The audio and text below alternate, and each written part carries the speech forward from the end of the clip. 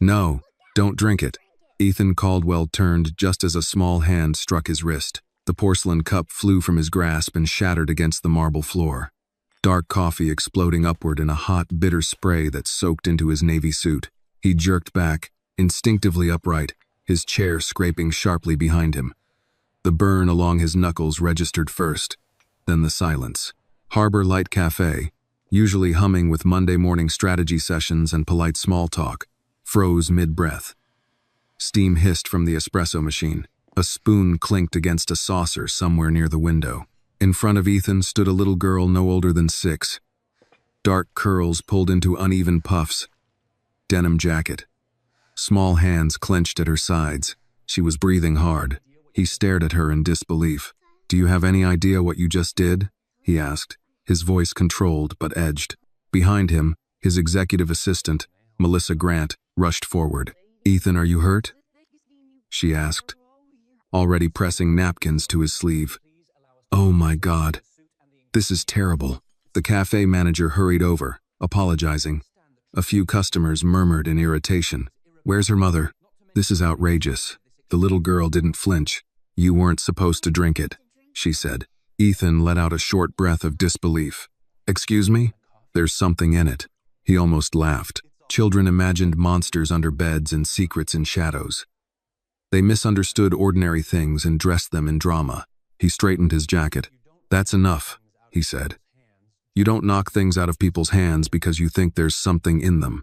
She didn't back down. Instead, she stepped closer to the spill.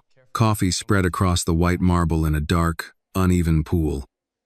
Broken porcelain glinted like small teeth. The girl knelt. "Annie!" A woman's voice cried from behind the counter, but Annie ignored it. She leaned forward and sniffed. Ethan frowned. "Don't touch that," he said sharply. She shook her head and sniffed again, more deliberately this time.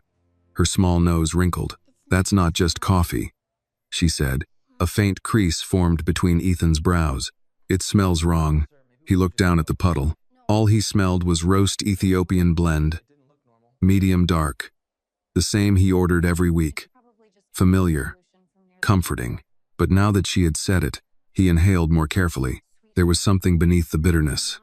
A sharper edge, metallic, almost chemical. Melissa stopped blotting his sleeve. "Ethan," she said gently, "it's probably just the cleaning solution near the counter. Kids have sensitive noses." Annie stood up, eyes flashing. "It's not soap," she insisted. "It's like when my mom takes medicine and says it tastes bad." The firmness in her tone surprised him. She wasn't crying. She wasn't apologizing. She was arguing. "Sweetheart," Melissa said, her voice soft but strained, "you can't accuse people without knowing what you're talking about." Annie's chin lifted. "I know what I smelled." The cafe had grown quiet enough that even the older man by the window had stopped stirring his coffee. Ethan studied the puddle again. He had built his fortune on attention to detail, on noticing the small inconsistencies others dismissed. The girl's certainty unsettled him. "When did you notice this?" he asked. "When you were on the phone," Annie replied. He made it different. Different how? He looked around first. The cafe manager shifted uncomfortably. "That doesn't mean anything," he said quickly. Perhaps not, but Ethan felt something in his chest tighten, not fear exactly, but awareness. He crouched slightly, bringing himself closer to Annie's eye level. "Why didn't you tell someone instead of knocking it over?" Her answer came without hesitation. "You were about to drink it." Simple, practical, urgent. He glanced at the stain creeping toward the seam in the marble tile. If she was wrong, this was an expensive embarrassment. If she was right, he straightened slowly. "Get gloves," he told the manager, "and something to collect what's left." Melissa blinked. "Ethan, that's not necessary." "It is to me." His tone was calm, but final. The manager hurried to comply.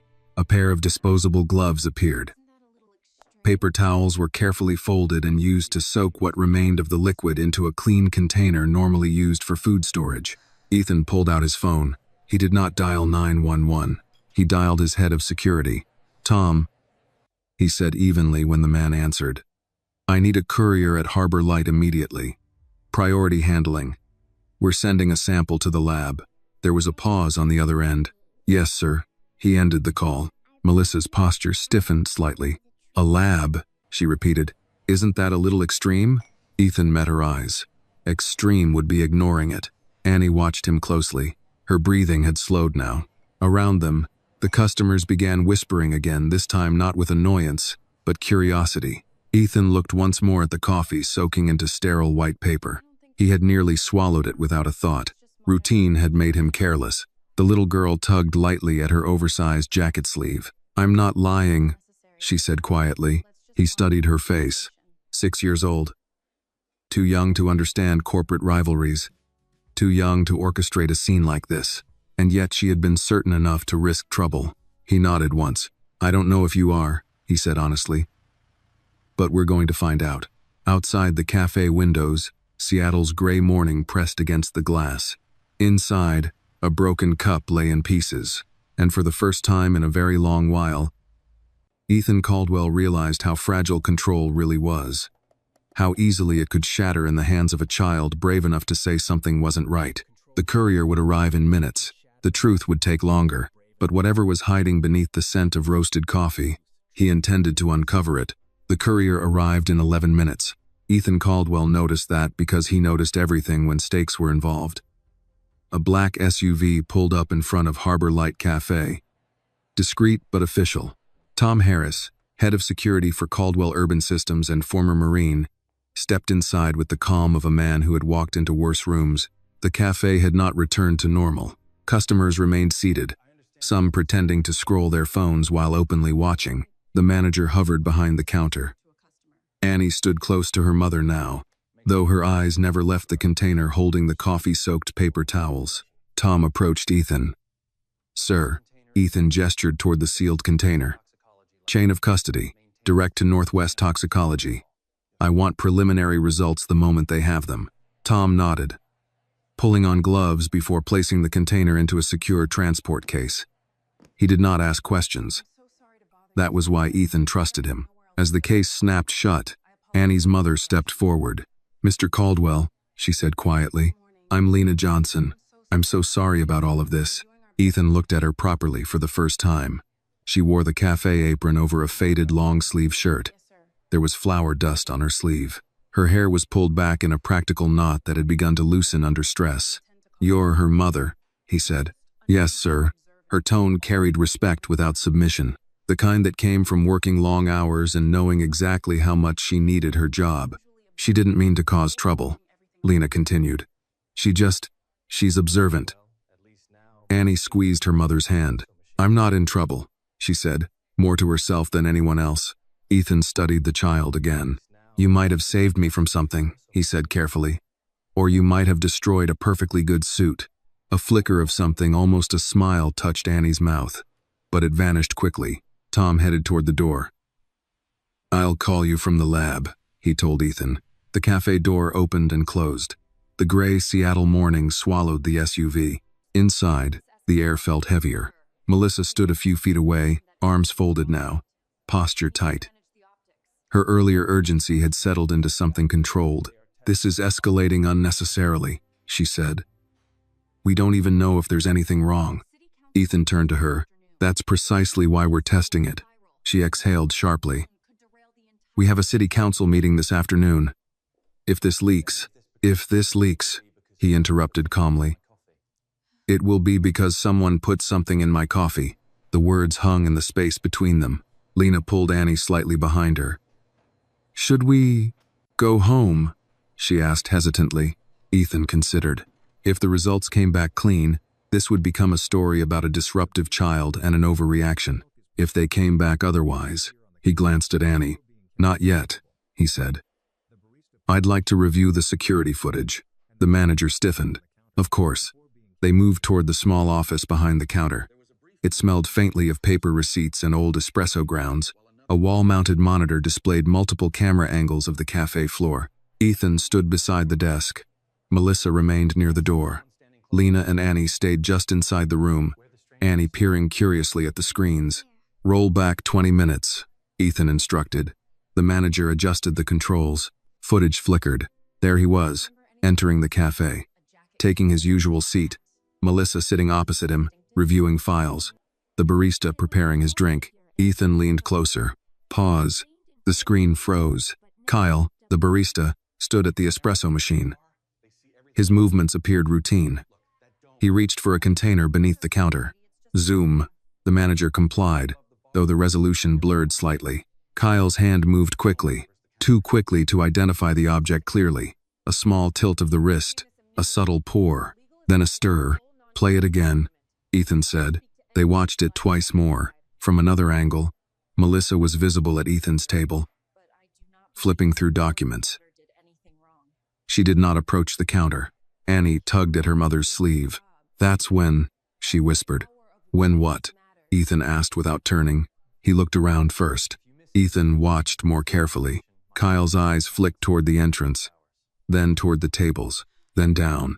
A behavior so subtle it would be easy to miss. Unless you were 6 years old and had nothing else to do but watch. Ethan felt a slow tightening in his chest. Melissa crossed her arms. "That doesn't prove anything." He could have been adding cinnamon. "Cinnamon isn't kept under the counter," Annie said softly. The adults turned toward her. "How do you know that?" Melissa asked, perhaps more sharply than intended. Annie shrugged. "I sit there a lot." The simplicity of it disarmed the room. Lena cleared her throat. "She waits for me during my shift. I don't always have someone to watch her." Ethan nodded slightly. "I understand." He did understand more than he let on. His own father had worked double shifts at a shipyard outside Tacoma when Ethan was a boy. There had been afternoons when Ethan sat in the break room doing homework, listening to grown men talk about layoffs and overtime. Children learned by listening. The monitor went dark as the manager stopped the playback. Silence filled the office. Ethan straightened. "If the lab finds nothing," he said evenly, "we'll address the disruption accordingly." Melissa nodded. "And if they do?" Lena asked quietly. Ethan's gaze hardened just enough to signal resolve. "Then we address something far more serious." His phone buzzed. All eyes dropped to the screen in his hand. "Tom Harris." Ethan answered immediately. "Go ahead."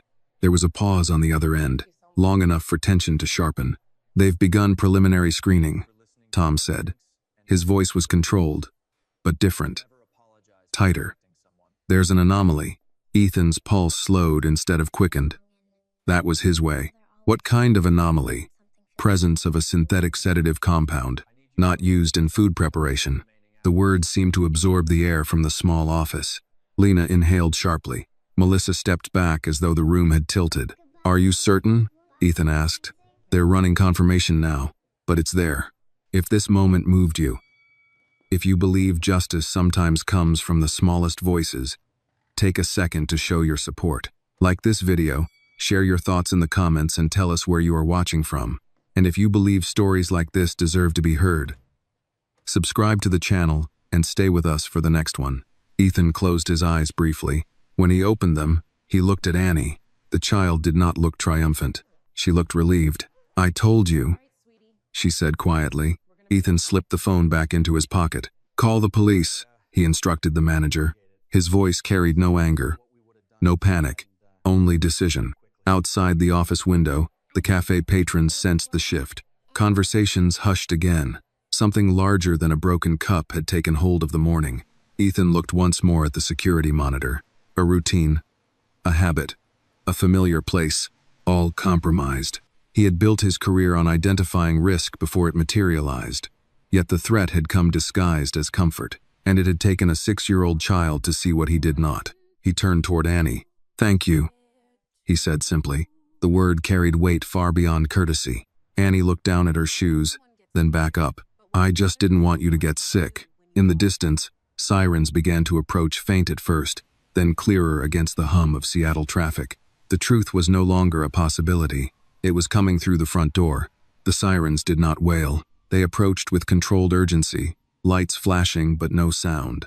A quiet authority that matched the gravity settling over Harbor Light Cafe. Through the front windows, red and blue reflections slid across polished tables and startled faces. Officer Ramirez entered first. The same broad-shouldered steadiness from earlier in the morning replaced now with sharper focus. A second officer followed, younger, carrying a small evidence kit. "Mr. 1. Caldwell," Ramirez said with a respectful nod. "We received word from Northwest Toxicology." "You did," Ethan replied. They confirmed the presence of a synthetic sedative compound. Ramirez's jaw tightened slightly. "We'll need statements from everyone present." The cafe manager began ushering customers toward their tables again, asking them to remain seated. The atmosphere shifted from curiosity to something heavier witness. Annie stood close to Lena, small fingers wrapped tightly around her mother's hand. Ethan noticed she had stopped trembling. Ramirez crouched down slightly to Annie's level. "You're Annie?" he asked gently. She nodded. "I'm going to ask you a few questions. Is that okay?" She looked at her mother. Lena knelt beside her. "Just tell the truth, baby. Like you always do." Annie turned back to the officer. "I saw him put something in the coffee," she said before he could begin. Ramirez raised a hand gently.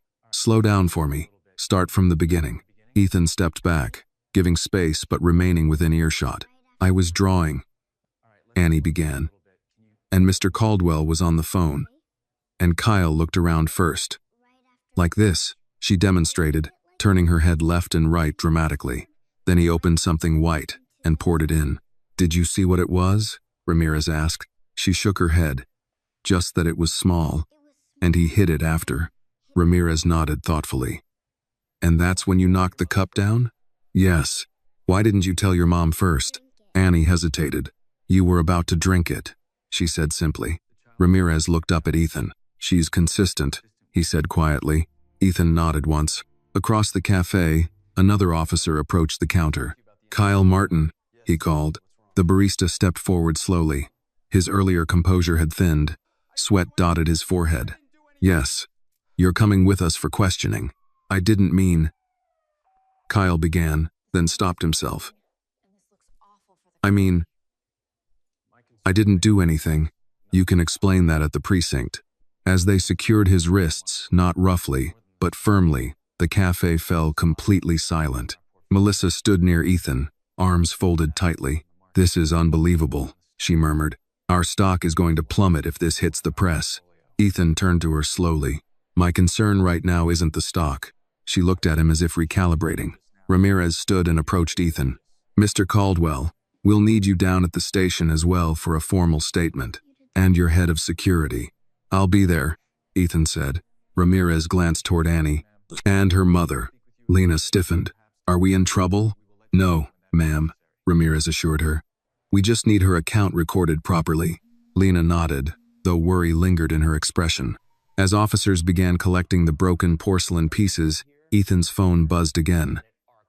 A message from the communications director at Caldwell Urban Systems. "We're hearing rumors. Please advise." Rumors moved faster than police cars in Seattle. He typed a brief response. No statement until confirmed details. He slipped the phone back into his pocket. Melissa watched him carefully. "You should let legal handle this," she said. "This could be framed as negligence on the cafe's part." "Negligence?"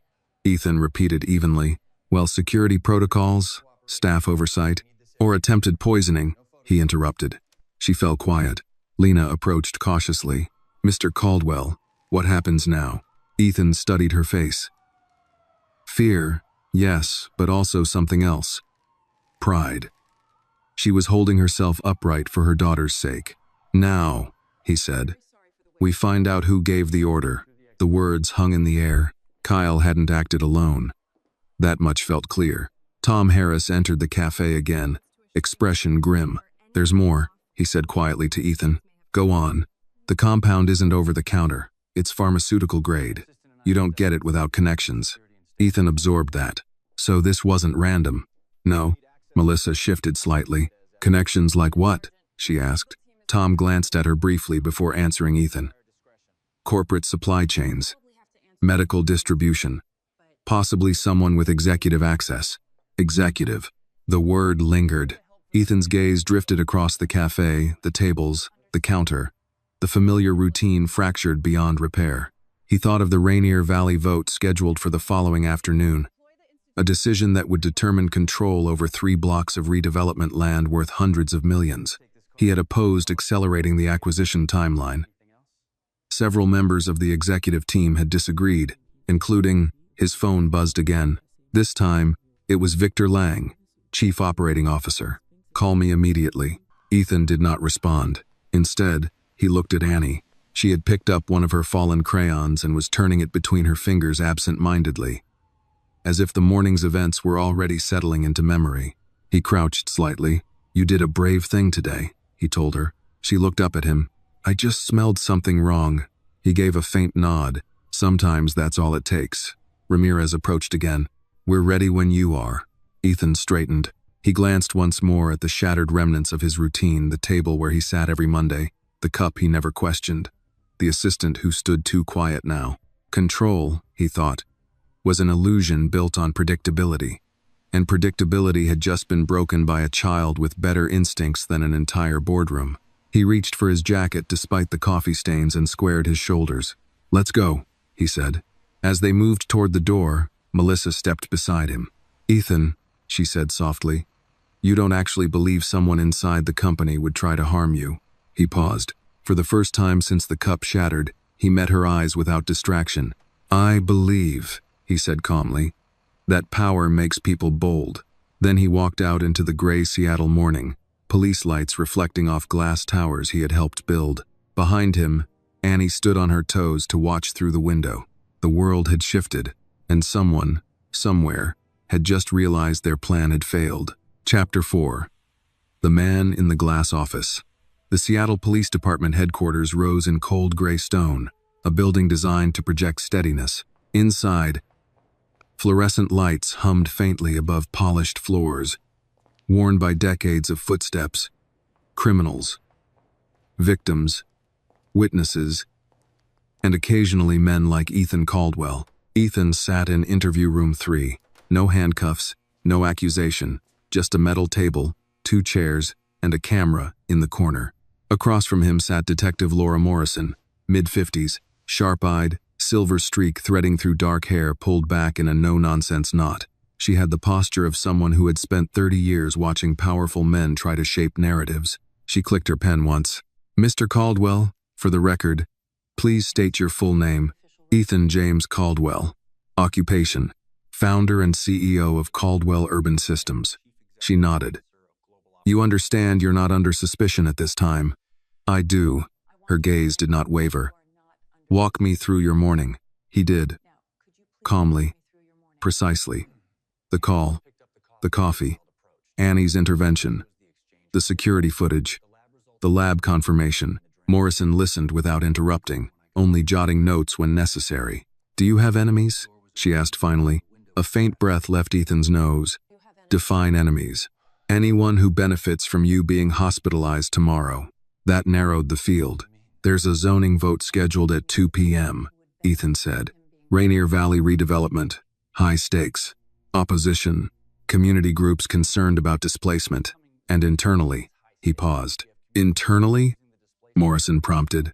"Disagreements about acquisition speed and financing structure." She leaned back slightly.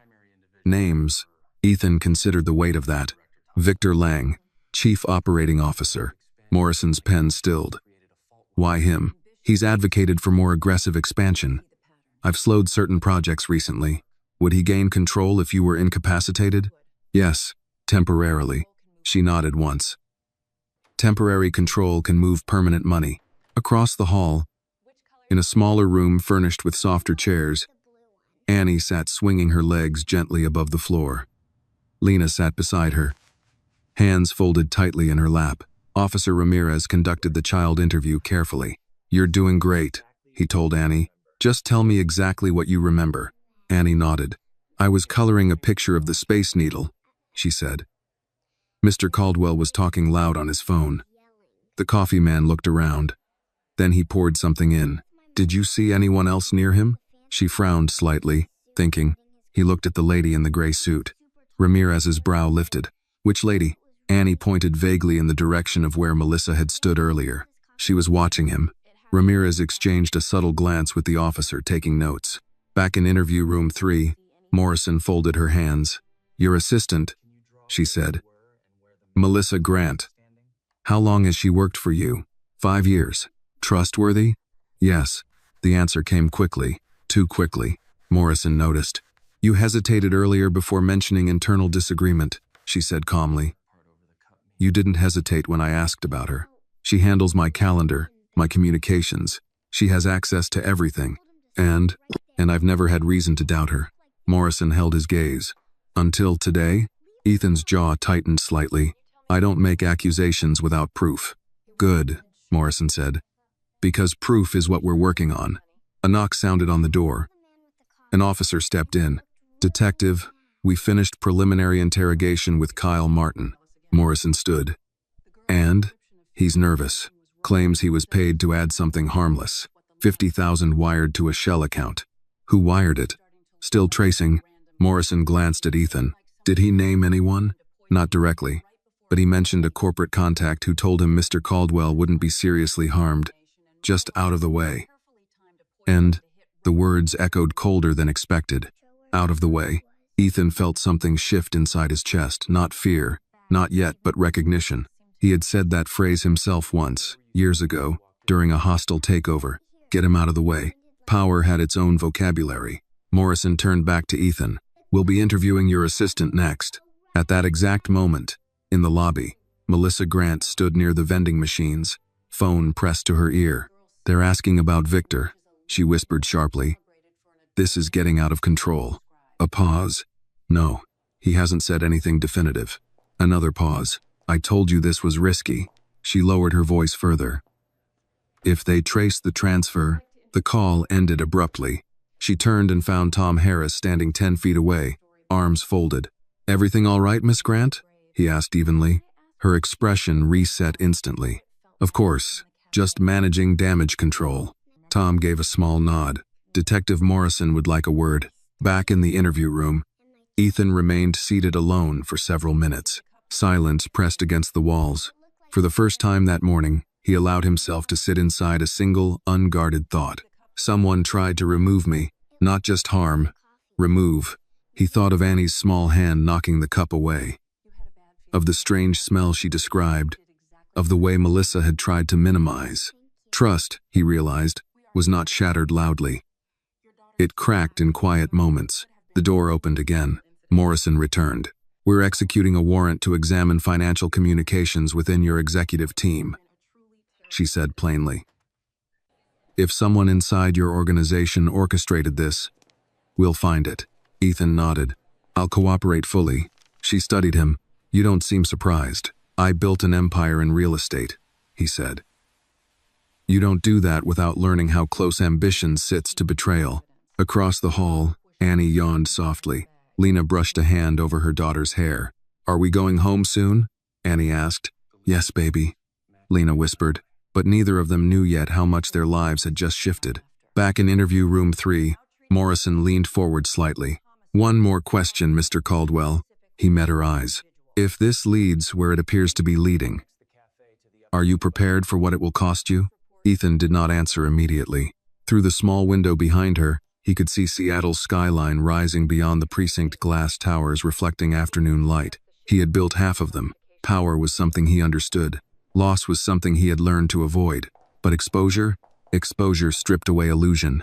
Yes, he said finally, because somewhere in the city, a 6-year-old girl had trusted her instinct over fear, and he could not do less.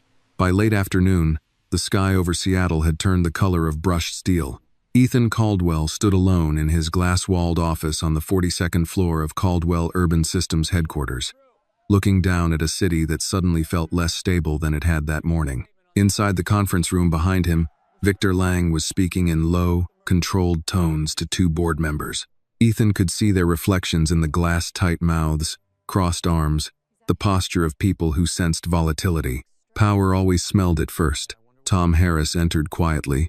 Detective Morrison's team has executed the warrants, he said. They're combing through financial transfers and internal communications. Ethan nodded. And Melissa? She's being interviewed separately. A long pause hung between them. Tom lowered his voice. You still trust her? Trust. The word felt heavier than usual. I trusted her at 9 this morning, Ethan said. That feels like another lifetime. Tom didn't reply. He had been with Ethan since the early days, back when Caldwell Urban Systems had operated out of a rented office above a hardware store. Tom had watched Ethan negotiate with bankers who saw him as reckless, with city officials who dismissed him as ambitious but naive. Ambition had aged them both. Now the threat was not external competition. It was internal rot. Ethan turned from the window. Set up a full executive meeting for tomorrow morning. I want everyone present. Tom hesitated. That could escalate things. It already is. Across town, in a modest 2-bedroom apartment above a laundromat in Capitol Hill, Lena sat at the small kitchen table while Annie colored quietly beside her. The hum of dryers below vibrated faintly through the floor. You were very brave today, Lena said softly. Annie shrugged, still focused on her crayons. It smelled funny. Still, Lena pressed gently. That was a big thing you did. Annie looked up, brown eyes steady. Mommy, why did that lady look mad when I said it was the assistant? Lena froze. What lady? The one in the gray suit. She looked at me like I did something bad. Lena swallowed. Sometimes grown-ups don't like being questioned. Even if they're wrong, the innocence of it hurt. Especially then, Lena said quietly. Annie returned to coloring. Lena leaned back in her chair, exhaustion pressing down. She had worked double shifts for years to keep Annie in a decent school district. She had endured subtle slights from customers who saw her uniform before they saw her face. And today, her daughter had stepped into a battle between powerful adults without hesitation. Pride warred with fear. At police headquarters, Detective Morrison stared at a bank statement projected on the wall. Here, she said, tapping the screen, a wire transfer. $50,000. Routed through a Delaware shell corporation. Originating from a private investment account linked to Lang Development Holdings. Victor Lang. Officer Ramirez exhaled slowly. That's your corporate contact. Looks that way. But here's the twist, Ramirez added, pulling up another document. Melissa Grant's name is on the authorizing paperwork. Morrison's eyes narrowed. Joint signatory? Looks like she processed it. Morrison leaned back. So is she a pawn? She murmured. Or a partner? Back at Caldwell headquarters, Victor Lang entered Ethan's office without knocking. A subtle breach of etiquette. Hell of a day, Victor said lightly. Tall, athletic, mid-40s. Silver at the temples. The kind of man who wore confidence like a tailored coat. Ethan gestured toward the seating area. Sit. Victor remained standing. I assume the police have already contacted you, Ethan said. Victor smiled faintly. Of course. They're casting a wide net. Financial records don't lie. Victor's eyes flickered. Just briefly. You think I had something to do with this? He asked, voice perfectly measured. I think someone wanted me removed before tomorrow's vote. Victor spread his hands. You've made enemies. Yes, Ethan agreed. But I usually know who they are. A beat passed. Victor stepped closer. You've slowed growth, Ethan. You've diluted returns chasing public image rehabilitation. Affordable housing concessions. Community forums. The board is nervous. And poisoning me would stabilize them? Ethan asked coldly. Victor's jaw tightened. That's an outrageous accusation. I didn't accuse. Ethan replied evenly. I observed. For a moment, neither man spoke. The city shimmered behind them in the fading light. You're letting that child's imagination cloud your judgment, Victor said finally. Ethan's voice dropped. She smelled something none of us did. Victor scoffed softly. Children imagine monsters in closets. Sometimes, Ethan said. The monster is standing in the room. Victor held his gaze, then turned toward the door. Be careful, Ethan, he said. You're about to destabilize your own company. The door closed behind him. Tom re-entered seconds later. Well? He's scared, Ethan said quietly. Good. No, Ethan corrected. Dangerous. At the precinct, Melissa Grant sat across from Detective Morrison. Her mascara had smudged slightly. Whether from stress or calculation, Morrison couldn't yet tell. I didn't know what it was, Melissa insisted. Victor told me it was a harmless sedative. A stunt. To delay the vote. And you thought that was acceptable? Morrison asked evenly. Melissa's composure cracked. You don't understand corporate warfare, she snapped. People lose millions over timing, and people lose their lives over arsenic. Melissa went pale. I didn't know it was poison. Wire transfers don't process themselves. Tears slid down her cheeks. I just handled paperwork. Morrison studied her. You handled access, she said softly. You knew his schedule, his habits, His coffee. Melissa looked away. Back in Capitol Hill, Lena's phone rang. Unknown number. She hesitated, then answered. "Miss Brooks?" A calm female voice asked. "This is Detective Morrison. I wanted to update you." Lena listened carefully, heart pounding. "They've found financial evidence linking Mr. Caldwell's COO to the payment," Morrison said. "Your daughter's testimony was crucial." Lena looked at Annie, who was now humming to herself. "She's 6, Lena said quietly. "She shouldn't have to carry things like this." "I know," Morrison replied. "But sometimes courage doesn't check age first." After the call ended, Lena sat still for a long moment. Up in his penthouse, Ethan stood alone on the balcony as night settled over Seattle. Wind moved through the air like a whisper. He thought about trust, about power, about how thin the line was between leadership and control. He had built structures of steel and glass, but loyalty? That was something far more fragile. Behind him, his phone buzzed. A message from Detective Morrison. "We're moving to arrest Victor Lang tonight." Ethan stared at the skyline. Some foundations cracked loudly. Others split beneath the surface long before anyone noticed. Tomorrow would not be about zoning votes anymore. It would be about reckoning. Victor Lang was arrested at 9:17 p.m. The timing was deliberate. Detective Morrison believed in visibility. If corruption had operated in shadows, then justice would step into fluorescent light. 2 patrol cars pulled into the circular drive of Caldwell Urban Systems headquarters just as late-shift employees were leaving. Blue and red lights reflected off the mirrored glass facade, turning the building Ethan had designed into a fractured prism. Victor exited the lobby, flanked by officers, wrists secured in front of him. His suit was still immaculate. His expression, however, had shifted from polished composure to something tighter, controlled fury, edged with disbelief. Ethan watched from his office window above. He did not smile. He did not feel triumph. He felt the weight of consequence. Tom stood beside him. "It's done." "No," Ethan said quietly. "It's begun." Downstairs, cameras had already gathered. Seattle's media machine moved quickly when money and scandal intersected. A reporter called out, "Mr. Lang, did you attempt to poison your CEO?" Victor paused just long enough to look toward the upper floors, toward Ethan's office. Their eyes did not meet, but the message traveled anyway. "This isn't over." Inside the police vehicle, Victor leaned back against the seat. "You're making a mistake," he told Morrison calmly. "We have wire transfers," she replied. "We have the barista's statement. We have your assistant's digital authorization trail. You have circumstantial connections," Victor countered. "Corporate strategy isn't a crime. Arsenic is," Morrison said evenly. At the precinct, paperwork began its slow, methodical march. Charges, attempted murder, the words carried weight. Across town, Lena turned off the television the moment Victor's arrest flashed across the screen. Annie had been brushing her teeth. "Was that the coffee man?" Annie asked through toothpaste foam. "No, baby," Lena said softly. "That was someone who made a very bad choice." "Is he going to jail?" "Yes." Annie considered that seriously. "Will he have to say sorry?" Lena paused. "I hope so."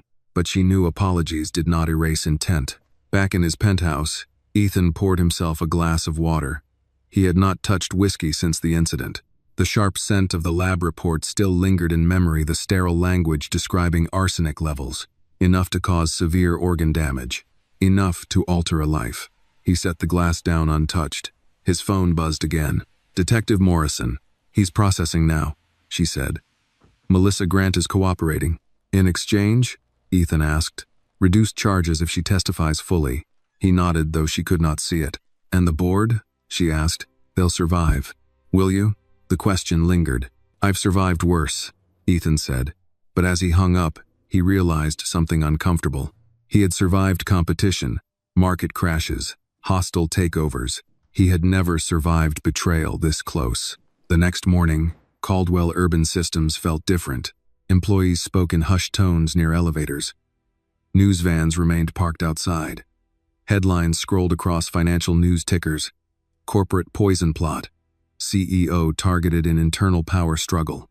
Ethan entered through the main lobby rather than the private garage. It was intentional. Confrontation required presence. As he walked past reception, An older security guard named Harold straightened. "Morning, Mr. Caldwell," Harold said, voice steady. "Morning, Harold. How's your wife's recovery?" Harold blinked in surprise. She's doing better, sir. Physical therapy twice a week." "Good," Ethan said. "Tell her I'm glad." He continued toward the elevators. Small acknowledgement, but deliberate. On the executive floor, the board sat waiting. 6 members, most over 50. All seasoned enough to recognize crisis when it knocked. Margaret Whitmore, the eldest, spoke first. "This is catastrophic publicity." "It's also clarity," Ethan replied. "You're suggesting this was entirely Victor's doing?" "Yes. And you bear no responsibility?" Another member pressed. Ethan did not flinch. "I built a culture where ambition thrived," he said. "If that ambition metastasized, that is partly on me." The room fell quiet. Honesty was not the expected currency in corporate defense. Margaret folded her hands. "What do you intend to do?" Ethan walked to the window overlooking the city. "Proceed with the Rainier vote," he said, "and expand the affordable housing commitment from 15% to 30%. Murmurs erupted. "That will cut margins," someone argued. "It will stabilize legacy," Ethan replied. "This company was nearly destroyed by internal greed. We correct that by building something that serves more than shareholders." "You're reacting emotionally," a board member said sharply. "Yes," Ethan agreed. For once, silence again. Emotion had been absent from Caldwell Urban Systems for years. After the meeting, Ethan returned to his office. Tom closed the door behind him. "You're shifting direction." "I am. Because of Annie?" Ethan thought of the small girl pointing at spilled coffee on marble floor. "Because she noticed." "Because I've been optimizing profit for 2 decades, Ethan said quietly, "and nearly lost my life to someone optimizing power." Tom nodded slowly. At Capitol Hill Elementary, Annie sat cross-legged during morning reading circle. Her teacher, Mrs. Alvarez, mid-50s with kind eyes behind reading glasses, had seen the news. She knelt beside Annie gently. "You were very brave," she said softly. Annie shrugged again. "I just didn't want him to drink it." Mrs. Alvarez smiled faintly. "Sometimes doing the right thing isn't complicated." Later that afternoon, a black sedan pulled up outside Lena's building. Ethan stepped out alone. No cameras, no entourage. Lena opened the door cautiously. "Yes, I wanted to thank you," Ethan said simply. "You already did," Lena replied. "I didn't do it properly." Annie peeked around her mother's side. "You're not drinking coffee anymore?" she asked. Ethan almost smiled. "Not today." He crouched to her level. "You saved my life." Annie studied him. "I just told the truth." He nodded slowly. "That's usually what saves people." He stood and looked at Lena. "I'd like to establish a scholarship fund in Annie's name," he said, "for children in service industry families. Full tuition support through high school." Lena's eyes widened. "That's not necessary." "It's not charity," Ethan said. "It's recognition." She hesitated. "What do you want in return?" "Nothing." She searched his face for calculation. Found none. Behind him, the city hummed with its usual rhythm: traffic, sirens, distant construction. But something had shifted. Power had been confronted. Betrayal had been exposed. And a 6-year-old girl had altered the course of a corporation. Ethan extended his hand not as a billionaire, but as a man recalibrating his understanding of worth. Lena took it. In that handshake was no contract, only acknowledgement. Seattle woke to headlines that did not fade. Corporate coup charged in poison plot. CEO survives alleged internal power grab. Child witness prevents tragedy. By mid-morning, news vans had multiplied outside Caldwell Urban Systems. Commentators debated corporate ethics. Financial analysts speculated about stock volatility. Social media carved the story into sharp, simplified narratives. But inside the building, the mood was quieter, heavier. Ethan stood in the executive conference room, looking at the long walnut table where Victor Lang had once sat at his right hand. Power rearranged itself quickly after an arrest. Margaret Whitmore cleared her throat. "The markets opened down 6%. They'll recover," Ethan replied, "if investors believe governance is stable." "It will be." Another board member leaned forward. "You've announced a scholarship fund. You've expanded affordable housing commitments. Some are calling this reputation repair." Ethan met his gaze calmly. "Call it what you like. It's overdue. Margaret studied him carefully. She had watched Ethan for 20 years, watched him climb, negotiate, dominate. What she saw now unsettled her not because it was weak, but because it was different. "You're changing the company's direction," she said. "I'm correcting it." After the meeting, Ethan retreated to his office. Tom followed, closing the door softly. "Public sentiment is actually trending in your favor," Tom said. "People love the story of a powerful man saved by a child." Ethan walked toward the window. "I don't want to be a story," he said quietly. "I want to be responsible." Tom hesitated. "Victor's legal team is aggressive. They're suggesting you created a hostile work environment that pressured him into extreme measures." Ethan gave a faint, humorless smile. "Accountability often arrives disguised as accusation." Across town, at Capitol Hill Elementary, Annie's classmates stared at her during recess. "Did you really stop a bad guy?" one boy asked. Annie shrugged. "He wasn't bad. He just made a bad choice." Mrs. Alvarez watched from the edge of the playground. She had taught long enough to know that attention, good or bad, could distort a child. She knelt beside Annie when the bell rang. "You don't have to answer every question," she said gently. "I don't mind," Annie replied. "It's just coffee." Mrs. Alvarez smiled softly. Children had a way of reducing adult chaos to simple truths. That afternoon, Lena returned to Café Solstice for her shift. The cafe had always been warm, earth-toned walls, local art, jazz humming softly through the speakers. Today it felt charged. Regular customers offered nods of approval. "You raised a brave girl," an older man said, adjusting his reading glasses. "Thank you," Lena replied politely, but she felt the undercurrent too. A few glances lingered longer than usual, not all of them kind. Near closing time, a woman in a tailored coat approached the counter. "You're the mother," she said, not unkindly. "Yes. You understand your daughter's testimony could ruin livelihoods?" Lena's spine straightened. "My daughter told the truth." The woman held her gaze. "Truth has consequences." "So does poison," Lena replied evenly. The woman said nothing more. That evening, Detective Morrison sat across from Victor Lang in an interrogation room. He looked composed again, controlled. "You're overreaching," he said. "Corporate maneuvering is not conspiracy. Arsenic is not maneuvering," Morrison replied. "You can't prove I intended lethal harm." "We don't need to," she said calmly. "Intent to incapacitate is sufficient." Victor leaned forward slightly. "Ethan Caldwell built an empire by displacing working families, and now he's playing philanthropist because a little girl embarrassed him." Morrison didn't react. "This isn't about image," she said. "It's about your signature on a transfer." Victor's jaw tightened. "He made me obsolete," Victor said quietly. "Slowing expansion, prioritizing optics over dominance. And that justified poisoning him?" Victor looked away. Silence settled between them. Back at his penthouse, Ethan sat alone at the dining table, 40 feet of polished wood designed for gatherings that rarely happened. He scrolled through financial projections, numbers, margins, stability forecasts. For 20 years, numbers had been clarity. Now they felt insufficient. His phone buzzed. A text from Lena. Annie asked if you're okay. He stared at the screen longer than necessary before replying. "Tell her I am. And thank her again." A pause, then another message. "She says next time don't ignore your nose." A small breath of laughter escaped him. Wisdom did not require age. The following morning, Ethan visited Café Solstice again. No media, no announcement, just presence. The staff stiffened slightly when he entered.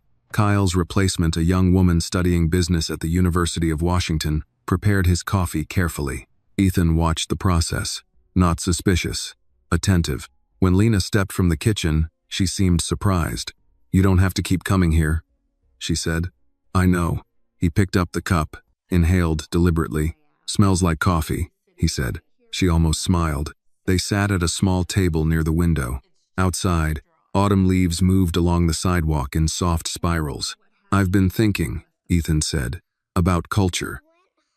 About what I allowed to grow inside my company." Lena listened quietly. "My father worked construction his whole life," Ethan continued. "He believed integrity was the only currency that didn't fluctuate." "And you forgot?" she asked gently. "I optimized it. For profit." "Yes." She considered him. "Children don't optimize," she said. "They just react. Instinctively." Honestly, he nodded. Silence settled comfortably between them. For the first time in years, Ethan allowed himself to sit without calculating the next move. Later that afternoon, Caldwell Urban Systems stock began to rebound. Public confidence stabilized. The Rainier Valley vote passed with expanded affordable housing requirements. News outlets framed it as a corporate course correction born from crisis, but Ethan knew better. Correction implied error. This felt more like awakening.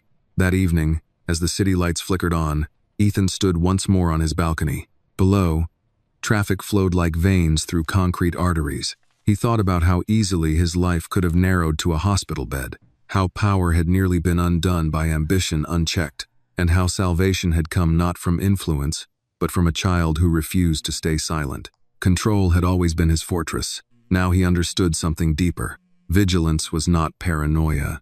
It was care. And care required attention. Inside, his phone vibrated again. Detective Morrison. "Victor's being held without bail," she said. "Trial will move quickly." "Good. There's something else," she added. "Corporate crimes like this don't happen in isolation. We're still digging." Ethan felt the faintest shift in his chest. "You think someone else is involved?" "I think ambition rarely operates alone." He looked out at the skyline, glass towers, steel skeletons, reflections layered over reflections. "Keep digging," he said quietly, because foundations did not crack without pressure, and somewhere beneath the visible betrayal, there might still be fault lines waiting to surface. The courtroom smelled faintly of polished wood and old paper. Victor Lang sat at the defense table in a navy suit that fit as sharply as ever, though something in his posture had dulled. The arrogance was still there, but thinner now, like a suit worn too many times without alteration. Ethan Caldwell entered quietly and took a seat in the second row. He did not sit in front. He did not want spectacle. He wanted clarity. Detective Morrison stood near the aisle, reviewing notes with the prosecutor. When she noticed Ethan, she gave a slight nod. Professional. Measured. The hearing was procedural bail review. Preliminary arguments, but the air carried something heavier than routine law. This was not merely a criminal proceeding. It was a public reckoning between power and consequence. Victor's attorney rose first. "My client denies any intent to cause fatal harm," he began smoothly. "At worst, this was a misguided attempt to delay a corporate vote. There is no evidence of lethal dosage intent." The prosecutor stood. The substance recovered was arsenic. The quantity introduced into the beverage, based on lab analysis, could have resulted in severe organ failure. A quiet murmur moved through the courtroom. Ethan did not react outwardly. Inside, however, he felt something steady and cold. A recalibration. Victor glanced back briefly. Their eyes met for the first time since the arrest. There was no apology there, only calculation. As proceedings continued, Ethan found himself thinking not about stock prices or legal outcomes, but about Annie. A 6-year-old had done what executives had failed to do. She had paid attention. After the hearing concluded, Victor was remanded without bail. Outside the courthouse, reporters surged. "Mr. Caldwell, do you feel vindicated?" He stopped walking. Vindicated. It was an odd word. "I feel fortunate," he said simply. "And what about your company's future?" Ethan paused. "It depends on what we choose to build." He left it there. Across town, Caldwell Urban Systems' internal audit team worked late. Tom Harris stood over a conference table layered with printed email chains, financial summaries, and organizational charts. "Melissa wasn't acting alone," he said when Ethan entered. Ethan closed the door behind him. "Explain." Tom pointed to a sequence of internal approvals. Victor authorized the initial transfer. Melissa processed it. "But look here." He slid forward a set of internal memos. 2 mid-level finance managers flagged irregularities in Victor's discretionary spending 3 months ago. Their concerns were overridden. "By whom?" Tom met Ethan's gaze. "By you." Silence pressed against the room. Ethan studied the document. His signature sat at the bottom of a summary dismissal routine at the time. He had trusted Victor's explanation that the spending was part of a confidential acquisition strategy. He had optimized efficiency. He had reduced friction. He had overlooked friction that existed for a reason. "When leadership discourages scrutiny," Tom said carefully, "it creates blind spots." Ethan exhaled slowly. "That's on me." Tom nodded once. "It doesn't excuse Victor." But culture flows downward. The truth landed without resistance. For years, Ethan had valued speed, decisiveness, alignment. Dissent had been tolerated but not always welcomed. He looked at the organizational chart. "Bring those 2 finance managers in tomorrow," he said. "I want to hear what they saw." Later that evening, Ethan drove himself to Capitol Hill. No driver, no security convoy. He parked along the street and climbed the narrow stairwell to Lena's apartment. She opened the door cautiously again. "You didn't have to come," she said. "I know." Annie was sitting at the kitchen table assembling a puzzle of the United States. She looked up. "Did the man say sorry?" she asked. "Not yet," Ethan replied. Annie frowned. "Grown-ups make saying sorry very complicated." He smiled faintly. "Yes, we do." He sat across from her and examined the puzzle. "Where does Washington go?" she asked. He pointed gently. "Top left corner." She placed it carefully. "Why would someone want to make you sick?" she asked without looking up. Ethan considered the question longer than necessary. "Sometimes people want control," he said. "And they think removing someone is easier than working with them." Annie nodded slowly. "That's not nice." "No," he agreed. "It isn't." Lena watched quietly from the stove. There was something about seeing a man who commanded billion-dollar negotiations kneeling at a child's puzzle that softened the edges of reputation. Later, as Ethan stood to leave, Lena walked him to the door. "You're not used to being wrong, are you?" she asked gently. He did not bristle. "No, but you were." "Yes, and you're staying." He met her eyes. "Yes," she nodded. "Then maybe this changes something." Back at Caldwell headquarters the next morning, Ethan addressed the entire company. Employees filled the atrium, standing along railings and clustered between glass partitions. He did not stand behind a podium. He stood at floor level. "Last week," he began, "our company was nearly defined by betrayal." A ripple of tension moved through the crowd. But betrayal does not grow in isolation. It grows in silence, in oversight ignored, in ambition unchallenged. He paused. "I bear responsibility for the culture that allowed warning signs to be dismissed." That admission altered the air in the room. "We are instituting new internal review systems, independent oversight, anonymous escalation channels, and we will protect dissent, not punish it." He let the words settle. "Power without accountability is corrosion." The phrase echoed. For employees over 50 who had seen corporate cycles rise and fall, the statement landed differently. They remembered Enron. They remembered recessions born from unchecked confidence. This was not just crisis management. It felt like correction. After the address, the 2 finance managers approached him. "We tried to escalate concerns," one said nervously. "I know," Ethan replied.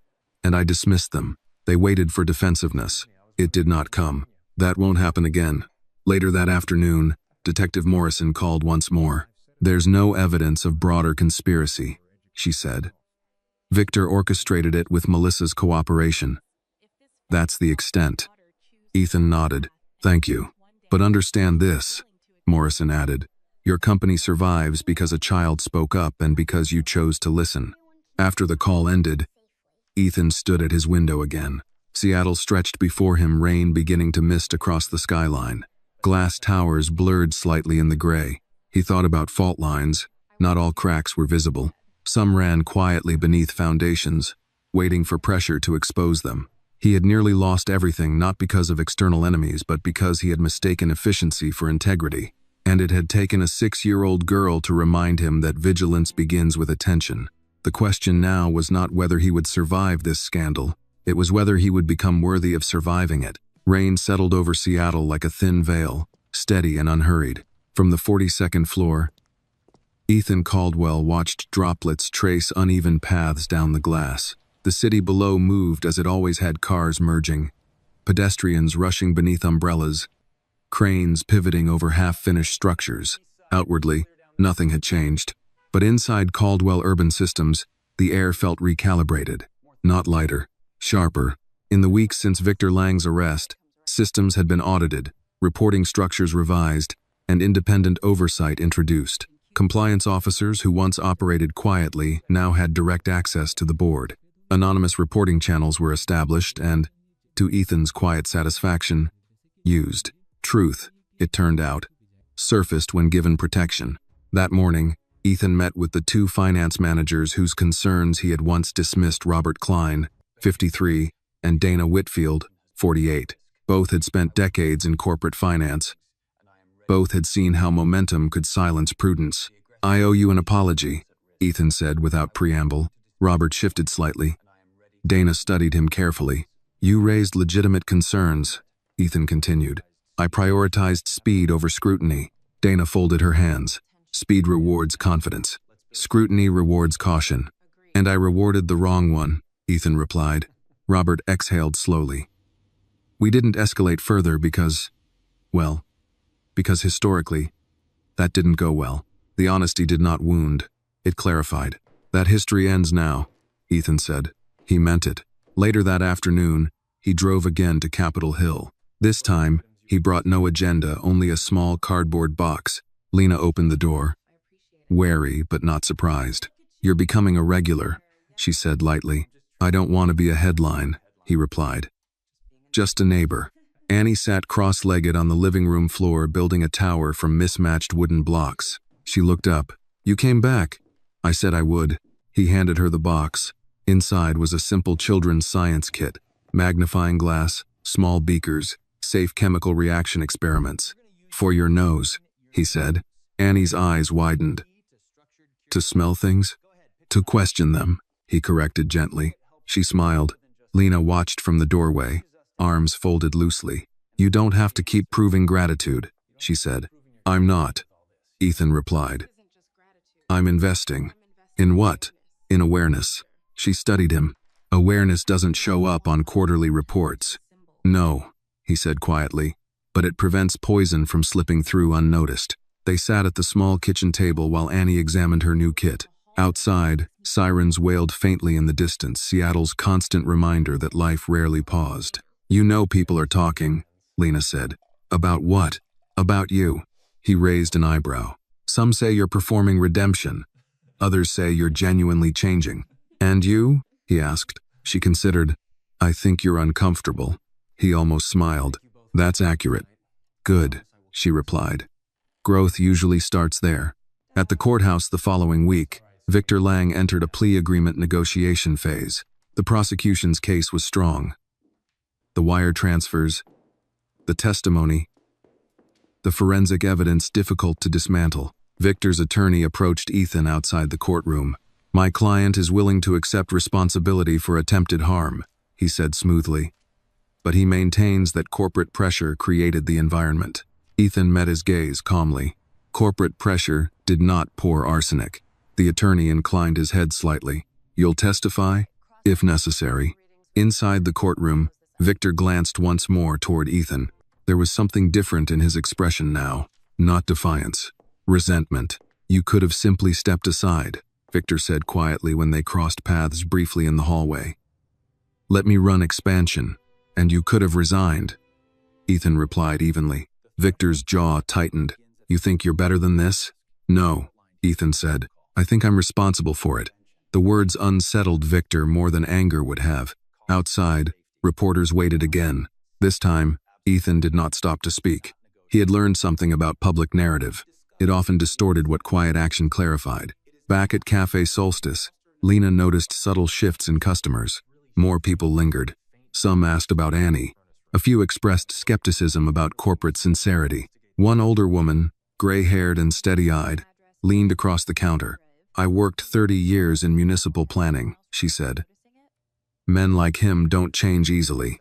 Lena handed her a cappuccino. "Maybe," she replied. "But sometimes they're forced to see." The woman nodded slowly. "Seeing is one thing, acting is another."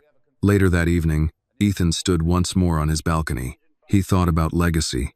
For years, he had measured it in square footage, skyline silhouettes, revenue growth. Now, those metrics felt incomplete. He picked up his phone and dialed Tom. "I want a full review of all development sites," he said. "Community impact assessments. Not just compliance, actual listening sessions." Tom paused. "That's going to slow timelines." "Good. And the board?" "They'll adapt." After the call, Ethan leaned against the railing. Below, Seattle shimmered in damp reflections. He remembered his father coming home from construction jobs with hands cracked from cold.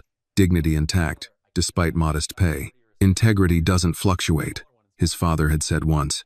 Ethan had heard it, but he had not internalized it. Until now. At Capitol Hill, Annie conducted her first experiment. A safe reaction vinegar and baking soda bubbled inside a small beaker. "It smells strong," she declared proudly. Lena laughed softly. "Good strong or bad strong?" "Curious strong," Annie said. Lena kissed the top of her head. "Curiosity keeps you safe." Back in his penthouse, Ethan allowed himself a rare stillness. He understood now that power without reflection decayed, ambition without restraint corroded, and trust, once cracked, required more than apology to repair it, required visible change. Victor Lang would likely accept a plea. Melissa Grant would testify. The company would stabilize. But the real trial had already occurred in a cafe, on a marble floor, where a small girl refused to ignore a strange smell. Ethan closed his eyes briefly. He had spent decades building upward. Now he was learning to build inward. The difference, he suspected, would determine what remained when the headlines faded. Chapter 10. The Measure of a Man. The plea agreement came on a Tuesday morning. Victor Lang stood before the judge, posture straight but diminished, and entered a guilty plea to attempted aggravated assault and corporate bribery conspiracy. The prosecution agreed to recommend a reduced sentence in exchange for full cooperation and financial restitution. The courtroom was quieter than it had been during the earlier hearings. The spectacle had faded. What remained was consequence. Ethan sat in the second row again. He did not look triumphant. He looked older. When the judge asked Victor if he understood the charges and the rights he was waiving, Victor answered clearly, "Yes, Your Honor." There was no dramatic confession, no emotional collapse, just the steady closing of a door. As the hearing adjourned, Victor turned slightly toward Ethan. "You think this fixes it?" he asked under his breath, as deputies moved to escort him out. "No," Ethan replied evenly. "It acknowledges it." Victor's mouth tightened. "You built the same machine I did." "Yes," Ethan said quietly. "But I'm not pretending it didn't malfunction." Victor was led away. Outside, reporters waited again. But the frenzy had cooled into routine coverage. The story had moved from shock to analysis. Ethan stepped to the microphones this time. "Mr. Caldwell, do you feel justice has been served?" a reporter asked. "Justice is rarely perfect," Ethan replied. "But accountability matters. Will this change how you run your company?" "It already has." He left it at that. Back at Caldwell Urban Systems, the board convened once more, this time without Victor's empty chair casting a shadow over the table. Margaret Whitmore folded her hands. "The plea brings closure legally," she said. "But reputational recovery is ongoing." "I'm aware," Ethan replied. "We've reviewed your proposed structural reforms," she continued. "Independent ethics oversight, employee advisory panels, expanded affordable housing commitments. It's ambitious. So is poisoning a CEO," Ethan said calmly. A few members shifted uncomfortably. Margaret watched him carefully. "You're redefining the company." "Yes." "Why now?" He considered the question. "Because I almost died. Because a child noticed what I ignored. Because power without humility corrodes. Instead," he said, "because growth without conscience collapses eventually." Silence followed. Then Margaret nodded once. "Proceed." That afternoon, Ethan drove again to Capitol Hill. He no longer felt like an outsider climbing the narrow stairwell to Lena's apartment. He knocked. Annie opened the door this time. "You're early," she said. "I thought we'd celebrate," he replied. "Did the judge make him say sorry?" "In a way." Annie considered that. "Did he mean it?" "I don't know," Ethan admitted. She nodded slowly. "Sometimes people say sorry because they have to." He crouched slightly to her level. "And sometimes they say it because they understand." "Which one are you?" The question landed gently but directly. Ethan smiled faintly. "I'm trying to be the second." Inside, Lena set 3 plates on the small kitchen table, simple dinner, roast chicken and green beans. "You don't have to do this," she said as Ethan took a seat. "I want to."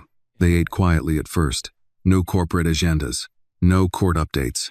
Just ordinary conversation. Annie described her science experiment from earlier in the week. "It bubbled up so fast," she said, eyes bright, like it wanted to escape. "Pressure does that," Ethan replied. Lena glanced at him knowingly. "Yes," she said softly. It does. After dinner, Ethan helped Annie with a reading assignment.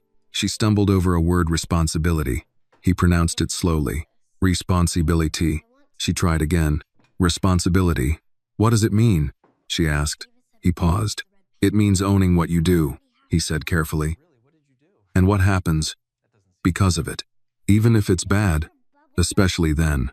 Annie nodded thoughtfully. Later that night, back in his penthouse, Ethan stood again on his balcony. The city stretched beneath him, familiar, complex, alive. For years, he had believed leadership meant staying several moves ahead, anticipating markets, outmaneuvering rivals. Now he understood something subtler. Leadership meant staying present, seeing warning signs, listening when someone smaller spoke. His phone buzzed. A message from Detective Morrison. Sentencing scheduled next month. Restitution hearing to follow. He replied with a simple acknowledgement. Then he set the phone down and looked at the skyline. 2 months ago, he had measured his worth by acquisitions closed. Now he found himself measuring it by conversations held, by employees empowered to question, by a scholarship fund quietly funded and expanding, by affordable housing units breaking ground with community input rather than against it. The transformation was not dramatic. It was incremental, and therefore real. In Capitol Hill, Lena tucked Annie into bed. "Do you think Mr. Caldwell is good now?" Annie asked sleepily. Lena brushed hair from her daughter's forehead. "I think he's learning. Grown-ups take a long time," Annie murmured. "Yes," Lena said softly. "We do." Back at his desk, Ethan opened a folder labeled Legacy Planning. He deleted half of it. Then he began drafting something new. Not a speech, not a press strategy. A letter. To employees. To future leaders. To himself. He wrote about vigilance. About integrity that does not fluctuate. About the quiet courage of paying attention. He ended with a sentence he would not publish, but would keep. Power is not proven by control. It is proven by restraint. He leaned back. The city lights shimmered. He no longer saw them as trophies. He saw them as lives intersecting. And somewhere among them, a small girl who had refused to ignore a strange smell. The distance between wealth and wisdom, he realized, was narrower than he had once believed. It was crossed in a single moment. A moment of attention. A moment of choice. A moment when someone decided not to look away. Sentencing day arrived under a pale, wind-swept sky. The courthouse steps were damp from early morning rain, and the crowd outside was smaller than before. Public interest had softened. The headlines had cooled. But inside, the gravity remained. Ethan entered quietly, as he had before. No entourage. No statement prepared. Victor Lang stood once again before the bench, his attorney at his side. The judge reviewed final recommendations. 7 years with eligibility for parole after 5. Financial restitution. Permanent disqualification from corporate executive leadership. When the judge invited victim impact statements, the prosecutor glanced toward Ethan. He rose. There was no tremor in his voice. "Your Honor," he began, "I stand here not to ask for punishment beyond what the law requires. I stand to acknowledge the seriousness of what occurred." The courtroom was silent. An attempt was made to remove me from my position through harm. That is not corporate strategy. It is violence, disguised as ambition. He paused. I built an organization that prized results. In doing so, I failed to ensure that conscience held equal weight. I accept my responsibility in allowing a culture where warning signs were overlooked. Victor stared straight ahead. Ethan continued. Accountability matters. Not because it restores reputation, but because it reinforces the boundaries that protect us all. He stepped back. No theatrics, just clarity. The judge delivered the sentence. 7 years. The gavel fell, and with it, a chapter closed. Outside, reporters waited, but Ethan did not stop this time. He walked past microphones, past flashing cameras, into the steady rhythm of the city. Some reckonings did not require amplification. They required reflection. Back at Caldwell Urban Systems, employees watched the newsfeed in the lobby. When the sentence was announced, there was no applause, only quiet acknowledgement.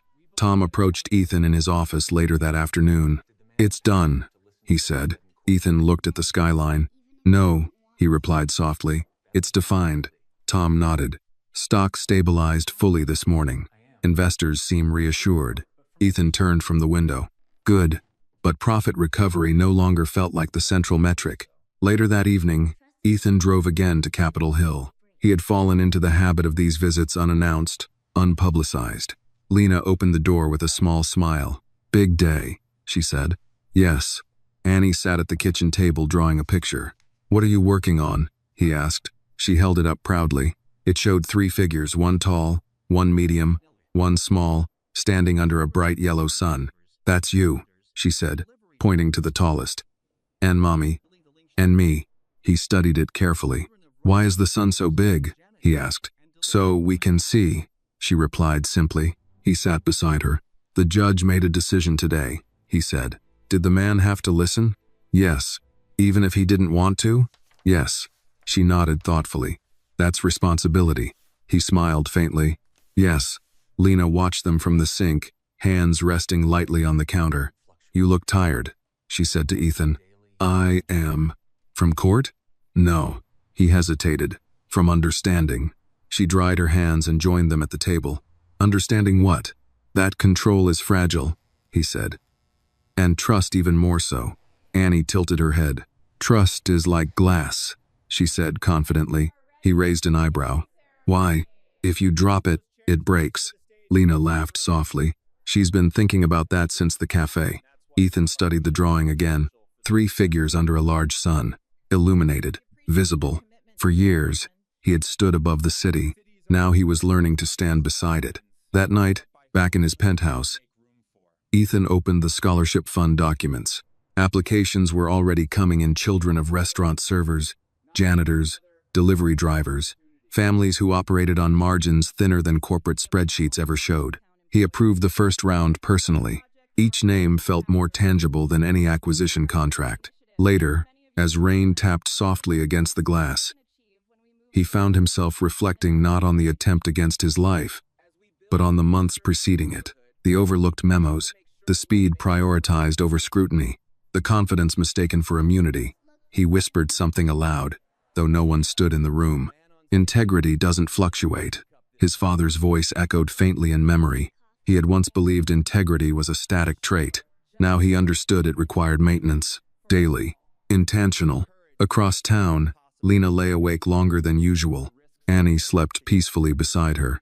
She thought about the difference between powerful men who apologized when forced and those who changed because they recognized their own part in harm. She had seen both in her lifetime. Ethan, she decided, was still becoming. That was enough for now.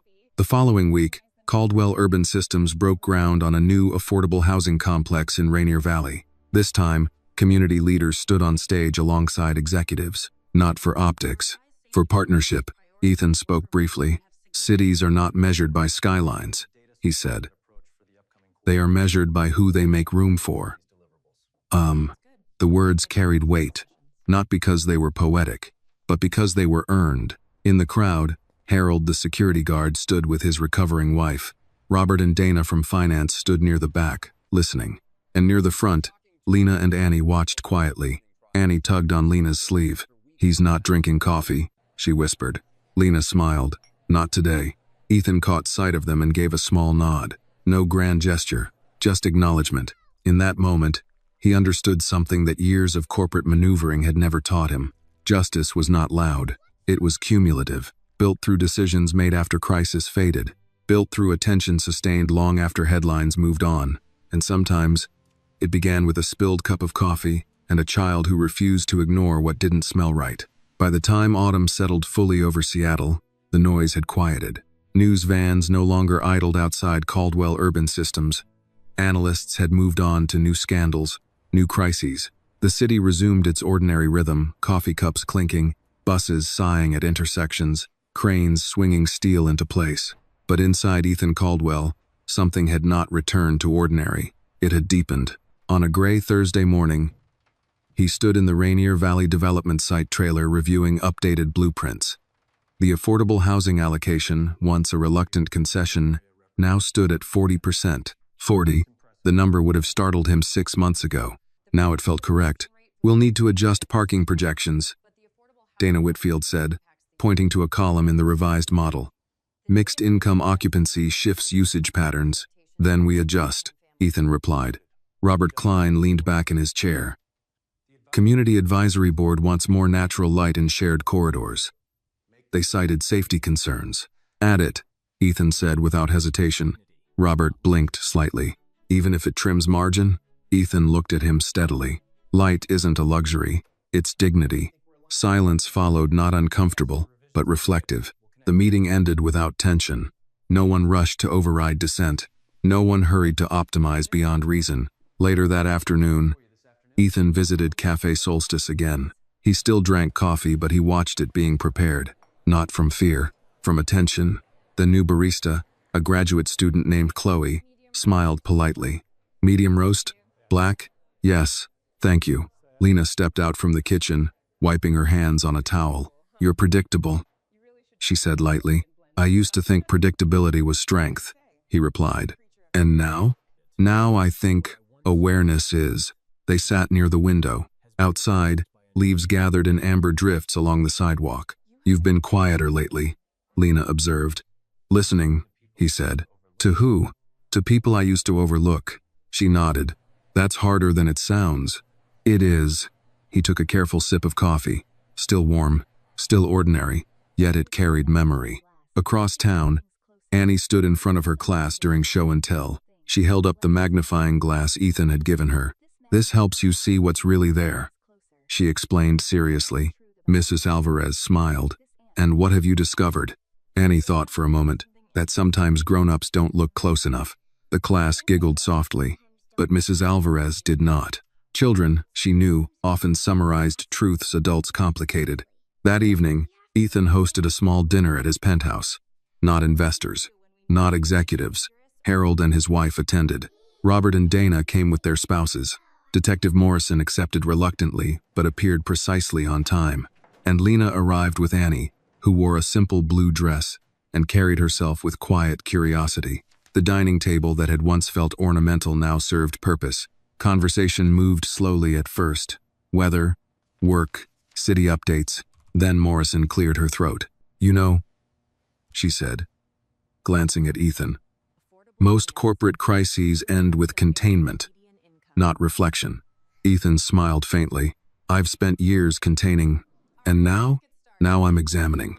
Harold lifted his glass. To examination, he said. They clinked gently. Annie tugged at Ethan's sleeve. Can I see the balcony? He led her outside. The skyline shimmered. It's high, she said. Yes. Do you feel small up here? He considered the question carefully. Sometimes, he admitted. That's good, she said. Why? Because then you remember other people are big too. He looked down at the city. She was right. Height did not equal importance. Perspective did. Inside, Lena stood beside Morrison. You trust him? Morrison asked quietly. I trust that he's trying, Lena replied. Morrison nodded slowly. That's more than most. Dinner ended not with speeches, but with shared laughter. Simple, unstaged. After guests departed, Ethan stood alone in the dimly lit dining room. The table bore remnants of connection, half-empty glasses, folded napkins, the echo of conversation. For years, he had measured evenings by productivity. Tonight, he measured it by presence. The next week, Caldwell Urban Systems launched a new internal initiative, the Attentive Leadership Program. Not a branding exercise, a requirement. Executives were assigned community shadow days working alongside maintenance crews, city planners, service staff. Listening sessions replaced closed-door briefings. Quarterly performance reviews now included an integrity metric, peer evaluations focused on transparency and accountability. Some resisted quietly. Change rarely moved without friction, but the tone had shifted, not imposed from above, modeled. One afternoon, as Ethan exited the building, a young intern approached hesitantly. Mr. Caldwell? Yes? I just wanted to say, the new reporting system had helped. How? I flagged a vendor irregularity. It got reviewed. No backlash. Ethan nodded slowly. Good. The intern hesitated. Thank you. As she walked away, Ethan felt something unfamiliar. Not pride. Stewardship. Back at Capitol Hill, Annie sat at the kitchen table again, drawing. This time, the picture showed a tall building, but its windows were open, and small figures stood at each one. What's this? Lena asked. It's his building, Annie said. But everyone can see out. Lena kissed her forehead. Maybe that's the point. Weeks later, as winter edged closer, Ethan returned to the courthouse not as a witness, but as an observer. Victor Lang's formal sentencing had concluded. Restitution orders were in place. As Victor was led down the hallway, their paths crossed one last time. Victor stopped briefly. "You're rebuilding your image," he said flatly. Ethan met his eyes. "No," he replied. "I'm rebuilding my foundation." Victor searched his face for sarcasm. Found none. He said nothing more. Outside, the wind carried a sharper bite. Ethan stood on the courthouse steps and inhaled deeply. The air smelled clean, ordinary, real. He understood now that crisis had not been the defining event. Choice had. A 6-year-old had made one. He had made another. The distance between who he had been and who he was becoming was not measured in years. It was measured in moments of attention. And those moments, he realized, were available every day. Winter came quietly to Seattle. The rain did not fall harder. It simply lingered longer. Mornings arrived in muted gray, and by late afternoon the sky folded into dusk. The city seemed to move more slowly, as if conserving warmth. Inside Caldwell Urban Systems, however, motion continued, measured now, but purposeful. Ethan stood in a community center gymnasium in Rainier Valley, sleeves rolled up, reviewing poster boards pinned along the walls. They displayed early renderings of the new housing complex, updated with wider windows, brighter hallways, and shared garden spaces. Tonight was not a press event. It was a listening session. Folding chairs filled the basketball court. Residents, older couples, young families, retirees sat with cautious attention. Some remembered past developments that had promised inclusion and delivered displacement. Ethan took the microphone. "For years," he began, "I stood in rooms like this to explain projects already decided." A few heads tilted. "This time," he continued, "nothing moves forward without your voice shaping it." He stepped aside. The first question came from an older man with a veteran's cap. "Are rents really staying affordable?" he asked. "Or is that just a phase?" Ethan did not deflect. "They are contractually locked," he said. "Long-term, not promotional." A middle-aged woman stood next. "My sister lost her apartment 3 years ago because of rising taxes. What guarantees do we have?" "No one here should fear being priced out of their own neighborhood," Ethan replied. "And if we fail to uphold that, I expect to be called out." Murmurs rippled. Accountability spoken publicly had weight. In the back row, Lena watched quietly with Annie beside her. Annie swung her legs gently, listening more than speaking. When the meeting ended, several residents approached Ethan directly, some skeptical, some appreciative, none invisible. As the crowd thinned, Annie tugged at his coat. "You didn't talk too much," she observed. "I'm practicing," he replied. She nodded solemnly. "Listening is louder." He almost laughed. "Yes," he said softly. "It is." Back at headquarters the following week, Ethan introduced a new initiative: community representation seats on advisory panels for major projects. Not symbolic seats, voting seats. Margaret Whitmore studied the proposal. "This shifts power outward," she said. "Yes, investors may resist. Investors adapt," Ethan replied. Margaret regarded him carefully. "You're turning the company into something different. I'm turning it into something sustainable." She leaned back, thoughtful. "For a man who once prized control above all, this is unexpected." Ethan met her gaze. "I confused control with strength. And now? Now I understand that trust is stronger." That afternoon, Detective Morrison visited his office not for investigation, but for coffee. She declined sugar. "You look different," she observed. "Older?" he asked lightly. "Quieter. I think I finally understand that influence is not immunity." She sipped her coffee. "Most people in your position never admit that. I nearly learned it the hardest way possible." She set her cup down. "The girl," Morrison said. "She changed more than one life." "Yes. Make sure you don't forget that when this feels distant." He nodded. "I won't." Across town, Annie sat at the kitchen table working on a school assignment titled Community Helpers. She drew a picture of a firefighter, a nurse, a teacher, and, at the edge of the page, a man holding a coffee cup. Lena glanced over. "Who's that?" "He helps build houses," Annie said. but now he lets people help him build them. Lena smiled faintly. That's important. Annie shrugged. Everyone needs help. That evening, Ethan received a letter in the mail, handwritten, careful script. It was from one of the finance manager's spouses. It thanked him for listening when concerns were raised. It described what it meant for their family to feel that integrity mattered again. He read it twice, then placed it inside the folder he had once labeled Legacy Planning. The folder no longer contained expansion charts. It contained moments, conversations, corrections, small, steady adjustments. Months passed. The affordable housing complex rose steadily against the skyline. Glass and brick took shape. But what Ethan watched most closely were not the walls. It was the relationships forming around them. One cold Saturday morning, he invited Annie and Lena to tour the construction site. Hard hats slightly oversized, Annie walked carefully along the marked pathways. "It smells like wood and dirt," she said. "That's new beginnings," Ethan replied. She pointed at a row of windows. "Can people see each other from there?" "Yes." "Good," she said. "So no one feels alone." Lena watched Ethan as he absorbed that quietly. He had once built towers meant to impress. Now he built spaces meant to connect. As they stood overlooking the site, Ethan felt something steady settle inside him. Not relief, not redemption, alignment. He no longer saw his company as a machine to optimize. He saw it as a structure to steward. Later that evening, as snow threatened lightly over the city, Ethan stood again on his balcony. The skyline shimmered faintly through mist. He thought about the distance between wealth and worth, between influence and integrity, between being seen and truly seeing. The gap, he realized, was not as wide as he had believed. It could be crossed by a single moment of courage, a single refusal to ignore what felt wrong. Inside his apartment, a ceramic coffee cup sat on the counterplane, unremarkable. He picked it up, inhaled the familiar scent. No fear now, only awareness. He understood something at last. Control builds walls. Attention builds bridges.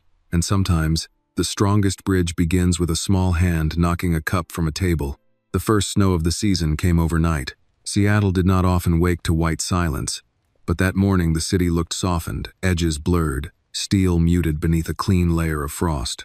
From his balcony, Ethan Caldwell watched as traffic moved more carefully than usual. Brake lights glowing like cautious embers along the roads below. Winter demanded adjustment. He had learned that. Inside Caldwell Urban Systems, the shift continued, not loud, not revolutionary, but steady. The affordable housing project in Rainier Valley had reached its framing stage. Windows were being installed larger than originally planned. Natural light had become symbolic, though no one had labeled it that. Light was simply necessary. That afternoon, Ethan visited the site again, boots crunching lightly over frozen gravel. Workers nodded as he passed, not stiffly, but familiarly now. Harold's nephew, a contractor on the job, raised a gloved hand. "Windows came in yesterday. Looks good, Mr. Caldwell." "Call me Ethan," he replied. The man hesitated, then nodded. "Looks good, Ethan." A small shift, but meaningful.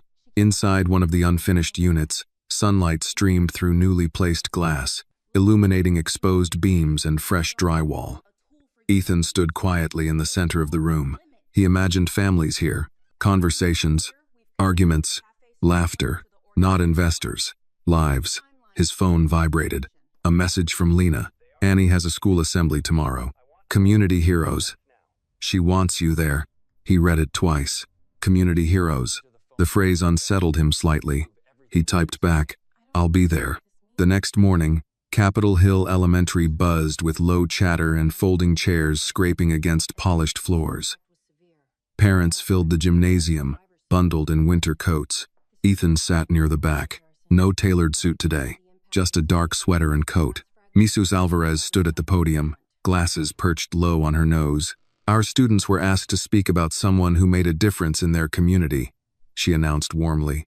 Children stepped forward one by one. A firefighter father, a nurse aunt, a crossing guard. Then Annie's name was called. She walked confidently to the microphone, braids tied neatly with blue ribbons. She held up a drawing. It showed a tall building again, but this time, small figures stood not only in the windows, but outside at the door, talking to one another. This is someone who listens now, she said clearly. Soft laughter moved through the crowd. He used to be very busy, she continued, glancing briefly toward the back where Ethan sat. But then he almost got very sick because someone didn't make a good choice, and now he makes better choices. The gym fell quiet.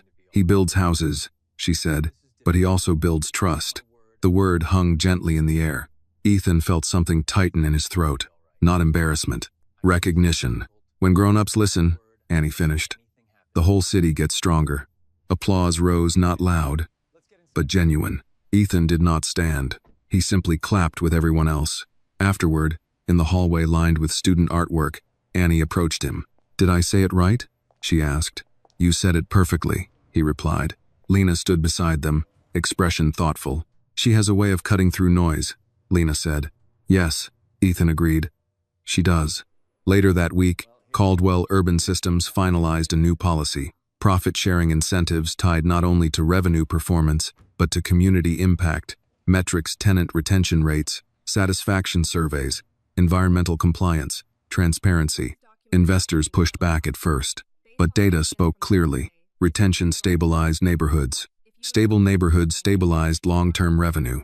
Integrity and profitability were not opposites. They were aligned when structured properly. During a quarterly review call, an analyst asked bluntly, "Are you pivoting toward social enterprise branding?"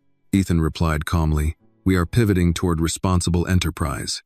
The distinction mattered. That evening, Detective Morrison joined Ethan for coffee at Café Solstice. No case updates now, just conversation. You know, she said, stirring her cup. Most people change temporarily after trauma. Then they drift back. And you think I might? I think it's possible. He considered that honestly. Then I'll need reminders. She glanced toward the counter, where Annie sat doing homework while Lena closed up. You have one. He smiled faintly. Yes. As winter deepened, the Rainier Valley complex neared completion. The ribbon-cutting ceremony was scheduled for early spring. This time, Ethan insisted the stage be level with the crowd. No elevated platform. On the final walkthrough before opening, he stood with Lena and Annie in the central courtyard, a shared green space that had replaced an originally planned parking lot. Children would play here. Neighbors would gather here. Does it feel different? Lena asked quietly. Yes, he said. How? It feels inhabited already. Annie spun slowly in the courtyard. It's bright, she declared. Ethan looked up. Even under gray sky, the space felt open. Light reflected off glass. Windows faced inward and outward. Nothing sealed off. That night, as snow began falling again in thin, delicate flakes, Ethan stood on his balcony once more. He thought about the phrase Annie had used. Builds trust. Trust was not poured like concrete. It was layered. Choice upon choice. Moment upon moment. He picked up his coffee cup and inhaled. No fear. Only awareness. He understood something now that had once eluded him. Power could isolate. Attention connected. And connection, not control, was what endured. Below him, the city glowed softly beneath winter light. Somewhere in Capitol Hill, a small girl slept peacefully. And in that quiet, Ethan felt not triumph, but steadiness. The kind that came not from dominance, but from alignment. Spring arrived not with warmth, but with thaw. Seattle's snow receded into gray slush, then into rain-washed pavement. The city exhaled slowly, cautiously, as if unsure whether it was safe to bloom again. The Rainier Valley complex was complete. Glass panels reflected a softer skyline, now one that seemed less imposing and more integrated into the neighborhoods below. Brickwork lined the lower levels, warm-toned and deliberate. The courtyard trees had been planted just days earlier, thin trunks staked upright, roots still adjusting to new soil. Growth required patience. Ethan stood inside one of the finished units the morning before the official opening. The hardwood floors were polished, cabinets installed, windows clean. He ran his hand lightly along the kitchen counter. This space would hold groceries, bills, late-night conversations, arguments about homework, apologies, whispered after pride cooled. For the first time in his career, he did not imagine resale value. He imagined continuity. A knock sounded gently on the open doorframe. Margaret Whitmore stepped in, coat folded neatly over her arm. You look contemplative, she observed. I'm calculating, Ethan replied quietly. She smiled faintly. About? Nah. The cost. Margaret raised an eyebrow. We've already reviewed the financials. Not that cost. He turned toward her. The cost of almost ignoring what mattered. Margaret's expression softened. You can't rewrite what happened. No, he agreed. But I can choose what follows. They walked together into the courtyard, where final chairs were being arranged for the ribbon-cutting ceremony the next day. Investors are watching closely, Margaret said. Some admire the pivot. Others worry about precedent. Precedent is inevitable, Ethan replied. If we demonstrate stability, they'll adapt. And if they don't? He looked out at the empty courtyard. Then I choose stability anyway. That evening, Lena visited the site with Annie after school hours. When the space was quiet and nearly golden under the setting sun, Lee ran her fingers along the brick wall. It doesn't feel like a project, she said thoughtfully. What does it feel like? Lena asked. Like someone cared. Ethan overheard from a short distance away. The phrase settled deep. Care was invisible in spreadsheets, but it was unmistakable in experience. The next morning, the ceremony drew a modest but meaningful crowd. City officials stood alongside former residents who would be moving in that very week. Construction workers remained present, not ushered away after their labor. The stage sat level with the folding chairs. No elevated platform. Ethan stepped to the microphone, pausing briefly as he scanned the faces before him. I once believed success was measured by height, he began calmly. By how tall buildings reached. By how far influence extended. He glanced toward Annie, who stood near Lena at the side. I was wrong. Silence deepened. Height without foundation collapses. Influence without integrity corrodes. He let that linger. This community reminded me that growth must include those who sustain it. Applause rose, not explosive, but steady. After the ribbon was cut, families began touring their new units. Children ran through hallways, their voices echoing against fresh paint. Elderly couples stood by windows, hands clasped as they looked out over streets they had never wanted to leave. Ethan stepped aside, letting the moment belong to them. Detective Morrison approached quietly. No threats? She asked lightly. None today, he replied. She studied him. You handled that speech differently. I'm not trying to persuade anymore. What are you trying to do? Align. She nodded slowly. That's harder. Yes, he said. It is. Later that afternoon, as the crowd thinned, Ethan remained seated alone in the courtyard. The trees swayed gently. Wind brushed across newly planted grass. Annie approached, holding something behind her back. What are you hiding? He asked. She revealed a folded piece of paper. It was another drawing. This time, the building stood firmly, but a small bridge extended from its entrance toward another smaller structure across the page. What's that? He asked. A bridge, she said matter-of-factly. Between what? Before and after? He swallowed gently. And who built it? She shrugged. Everybody. The simplicity of it struck him harder than any investor critique ever had. Everybody. Choice was rarely singular. It rippled. That evening, Ethan returned home exhausted not physically, but emotionally full. He stood once more on his balcony, the city stretching beneath him. The skyline no longer felt like a monument to his dominance. It felt like a shared structure he was responsible to steward. His phone vibrated. An internal memo had circulated. One of his senior executives proposed expanding community advisory boards to all future developments. Voluntary. Initiated without his prompting. Ethan read the message twice. The shift was no longer isolated to him. It was embedding. He set the phone down. Control once meant protecting power. Now it meant protecting values. Inside, his coffee cup rested by the sink. He lifted it. The scent rose gently. No suspicion. Only awareness. He understood something clearly now. Integrity is not a single act of courage. It is a series of quiet refusals to compromise what matters. And every day required choosing it again. Below him, headlights traced patient lines through evening traffic. Somewhere across the city, families were settling into new homes. Somewhere else, mistakes were still being made. The world had not become safer, but it had become more attentive, and attention, he had learned, was the beginning of justice. The backlash did not arrive with sirens. It arrived with silence. 2 weeks after the Rainier Valley complex opened, Ethan noticed something subtle in the boardroom, an absence of the usual warmth. Conversations ended when he entered. Eye contact shortened. Laughter felt measured. Markets did not punish him, but some men did. The quarterly strategy meeting began at 9 sharp. Mahogany table, filtered morning light, coffee poured without comment. Margaret Whitmore sat to Ethan's right, steady as ever. Across from them, 3 senior board members shifted through briefing packets with unusual stiffness. Ethan began calmly. We've stabilized occupancy rates. Public response remains favorable. The Community Advisory Initiative is gaining traction. A thin man named Harold Givens cleared his throat. With respect, Harold said, voice smooth but edged. Favorable headlines don't always equate to shareholder value. Margaret's pen stilled. Ethan did not flinch. The numbers remain strong. For now, Harold replied. But increasing affordable allocations voluntarily, establishing advisory panels, we risk creating expectations we can't financially sustain. Another board member, Thomas Ridley, leaned forward. You've always been disciplined, Ethan. Calculated. Recently, it feels emotional. The word hung in the air like accusation. Ethan folded his hands. Integrity is not emotional, he said evenly. It's strategic longevity. Thomas smiled thinly. Or reputational insurance. Ethan met his gaze.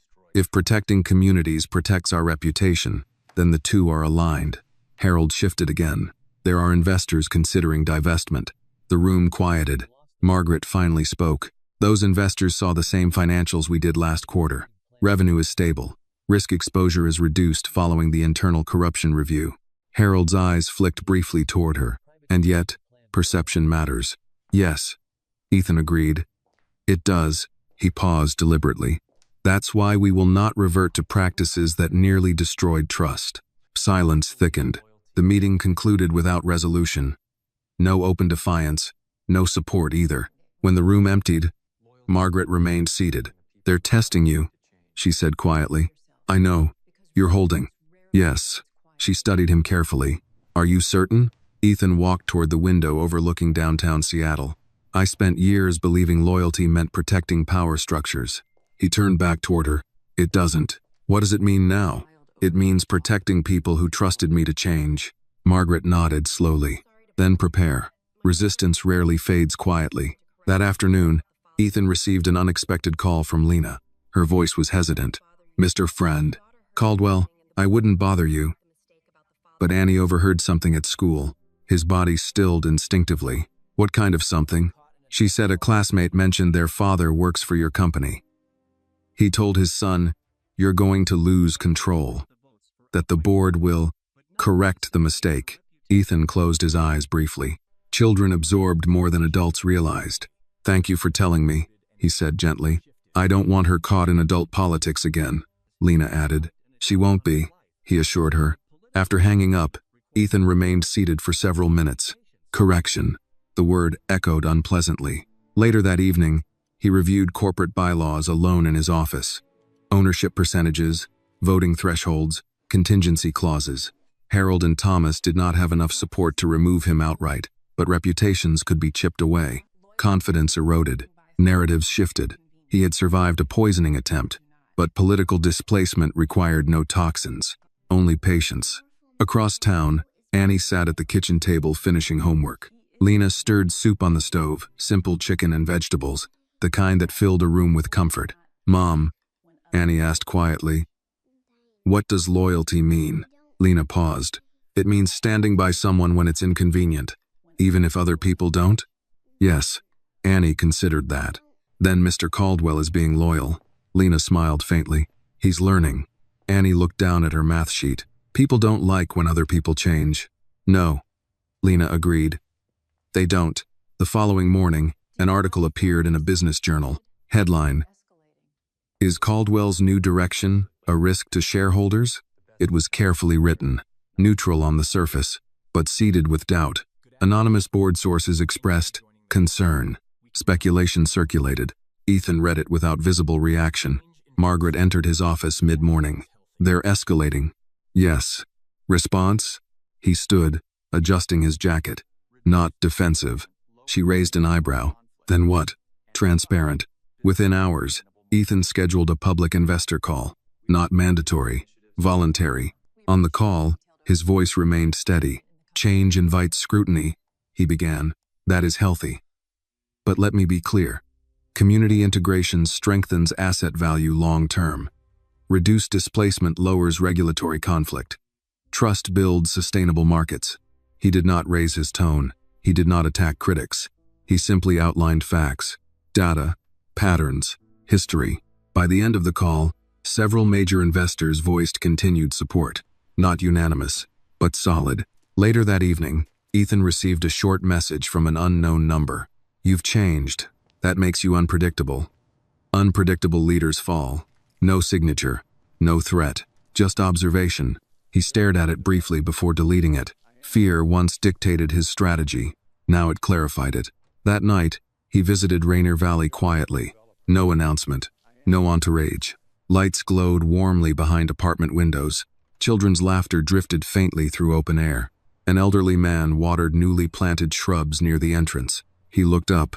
You're the developer, the man said. I am. The man nodded.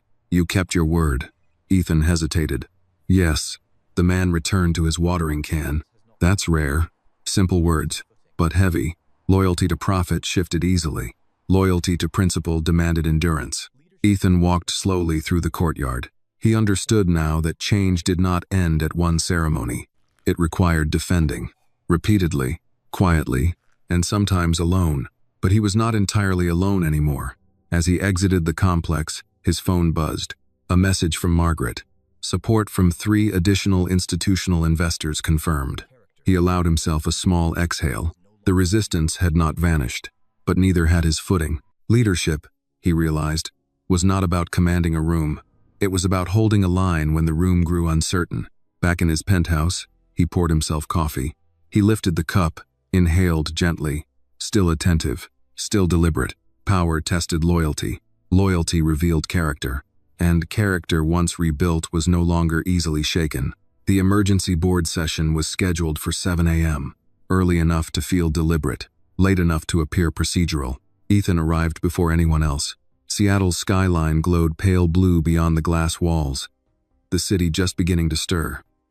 Ferries traced white lines across Elliott Bay. Delivery trucks moved like quiet veins through downtown arteries. He placed a leather folder on the conference table and sat. No phone, no coffee, only stillness. Margaret entered 10 minutes later. They've secured enough proxies to call a confidence review, she said without preamble. Not enough to remove me, Ethan replied calmly. No, but enough to rattle the markets. He nodded. That's the point. By 7 sharp, the room filled. Harold Givens sat opposite Ethan, posture immaculate, expression courteous but firm. Thomas Ridley avoided eye contact at first. The company's general counsel outlined the procedural language. A formal review of leadership direction. A vote of confidence. Clean. Technical. Dangerous. Harold spoke first. Ethan, no one disputes your recent moral awakening, he began smoothly. But leadership requires predictability. Investors require clarity. Since the Rainier Valley initiative, we've seen strategic shifts without full board alignment. Margaret's jaw tightened slightly. Ethan waited. Harold continued. Your transparency call, your advisory expansions, your public positioning, it's admirable. But it's unilateral, Thomas added quietly. We built this company on disciplined expansion, not social experimentation. Ethan finally leaned forward. Disciplined expansion nearly cost us everything. Silence, he continued, voice steady. A senior executive attempted to poison me to manipulate a vote. That did not happen in isolation. It happened within a culture that prioritized outcome over ethics. He let the words settle. We corrected that. Harold clasped his hands. No one defends corruption, but you defend the conditions that allowed it, Ethan replied. Margaret watched the room carefully. Thomas spoke again, tone sharpened. You've shifted our mission. No, Ethan said quietly. I clarified it. He stood. For a moment, no one interrupted. We build communities, not just structures. Communities require trust. Trust requires consistency. He glanced toward the windows. You want predictability? Here it is. We will not sacrifice integrity for short-term gain. Not again. Harold exhaled slowly. And if the vote fails, Then I step aside. Margaret's head turned sharply, but Ethan's gaze remained forward. If this board believes the old model serves better, I will not cling to position. The room shifted. His willingness changed the dynamic. Power that refuses to beg becomes harder to remove. The General Council distributed ballots. Paper, not digital. Waited. Deliberate. Each board member marked quietly. The scratching of pens sounded louder than expected. When the ballots were collected, silence deepened. Ethan did not check his phone. He did not pace. He simply sat. Waiting had once irritated him. Now it clarified him. The votes were counted at the head of the table. Margaret's expression revealed nothing. Finally, the council cleared his throat. Vote of confidence, retained. A breath moved through the room, not triumphant, reluctant in some corners, but decisive. Harold's face remained composed. Very well, he said. Thomas leaned back, studying Ethan anew. The session adjourned without applause. As the room emptied, Margaret remained. You were prepared to walk, she said quietly. Yes. Were you certain you'd win? No. She studied him carefully. You've changed. Yes. Outside the boardroom, headlines updated within the hour. Caldwell retains leadership amid strategic debate. Markets steadied. Investors recalibrated. But something deeper had shifted. That afternoon, Ethan visited Lena and Annie. He did not announce the vote. Annie sat cross-legged on the living room floor, assembling a puzzle Seattle's skyline depicted in bright blues and greens. She looked up. Did they try to fire you? He blinked. Yes. And? They didn't. She nodded, returning to her puzzle. Good. Lena watched him carefully from the kitchen doorway. You look different, she said. Lighter, Annie added without looking up. He considered that. Maybe I am. He sat beside Annie, studying the puzzle. One piece remained missing near the top of the tallest building. She handed it to him. Put it in. He examined the shape. It fit precisely. The skyline completed. See? She said. It only works when every piece stays. He smiled faintly. Yes. That evening, he returned to Rainier Valley once more. The courtyard lights flickered on automatically at dusk. A group of teenagers played basketball on the small half-court installed near the back. An elderly woman waved from her balcony. Normal life. Unremarkable. Precious. He stood there for several minutes, absorbing the ordinary miracle of stability. Detective Morrison's words returned to him from weeks earlier. Attention is the beginning of justice. Justice was rarely dramatic. It was procedural, persistent, and often contested. But it held. Back home, Ethan stood again at his balcony. Seattle pulsed below. He understood something now with clarity that had taken decades to form. Power invites betrayal, but integrity invites resistance. And resistance, when endured, creates legitimacy. He no longer feared removal, because leadership, he had learned, was not a title secured by votes. It was a responsibility earned by consistency. His phone buzzed once more. A short message from Margaret. Stability regained, for now. He typed back. Stability built, not regained. He set the phone down. Inside, his coffee cup rested beside the sink. He washed it slowly, deliberately. The scent no longer carried fear, only memory and gratitude. Autumn returned quietly. Leaves along the streets of Seattle turned copper and gold, collecting along sidewalks in soft drifts. The air sharpened. Even the skyline seemed clearer, edges defined against a sky washed pale by colder light. It had been 1 year since the coffee spilled. 1 year since a 6-year-old girl refused to stay silent. Rainier Valley was no longer referred to as the Affordable Project. It had a name now. Harbor Point. Names mattered. They gave permanence to intention. On a cool October afternoon, Harbor Point hosted its first annual community gathering. Nothing extravagant. Folding tables, chili simmering in slow cookers, children painting pumpkins, a local jazz trio playing near the courtyard fountain. Ethan arrived without a press team. Without a speech prepared, he wore a simple navy jacket instead of a tailored suit. People greeted him by first name now. Not Mr. Caldwell, just Ethan. An elderly veteran shook his hand. Appreciate what you did here, the man said. Ethan nodded. You deserve it. The veteran studied him. Deserves a strong word. It should be, Ethan replied gently. Across the courtyard, Annie stood near the pumpkin table, her curls tied back with a bright orange ribbon. She was explaining something to two other children. Hands animated, eyes steady. Lena approached Ethan. She organized the kids, Lena said softly. Said someone had to make sure nobody felt left out. Ethan smiled faintly. She's consistent. Yes, Lena agreed. She is. He watched Annie for a long moment. A year ago, he might have mistaken her for background noise. Now, he understood that the future often arrives in small voices adults are tempted to dismiss. Annie finally noticed him watching and ran over. "You're late," she announced. "I was on time." She shook her head. "You're supposed to help judge the pumpkin contest." He blinked. "I am?" "Yes, you promised." He had, weeks ago, a casual agreement that had somehow become official in her mind. He followed her toward the table. Children lifted pumpkins carved with crooked smiles and lopsided eyes.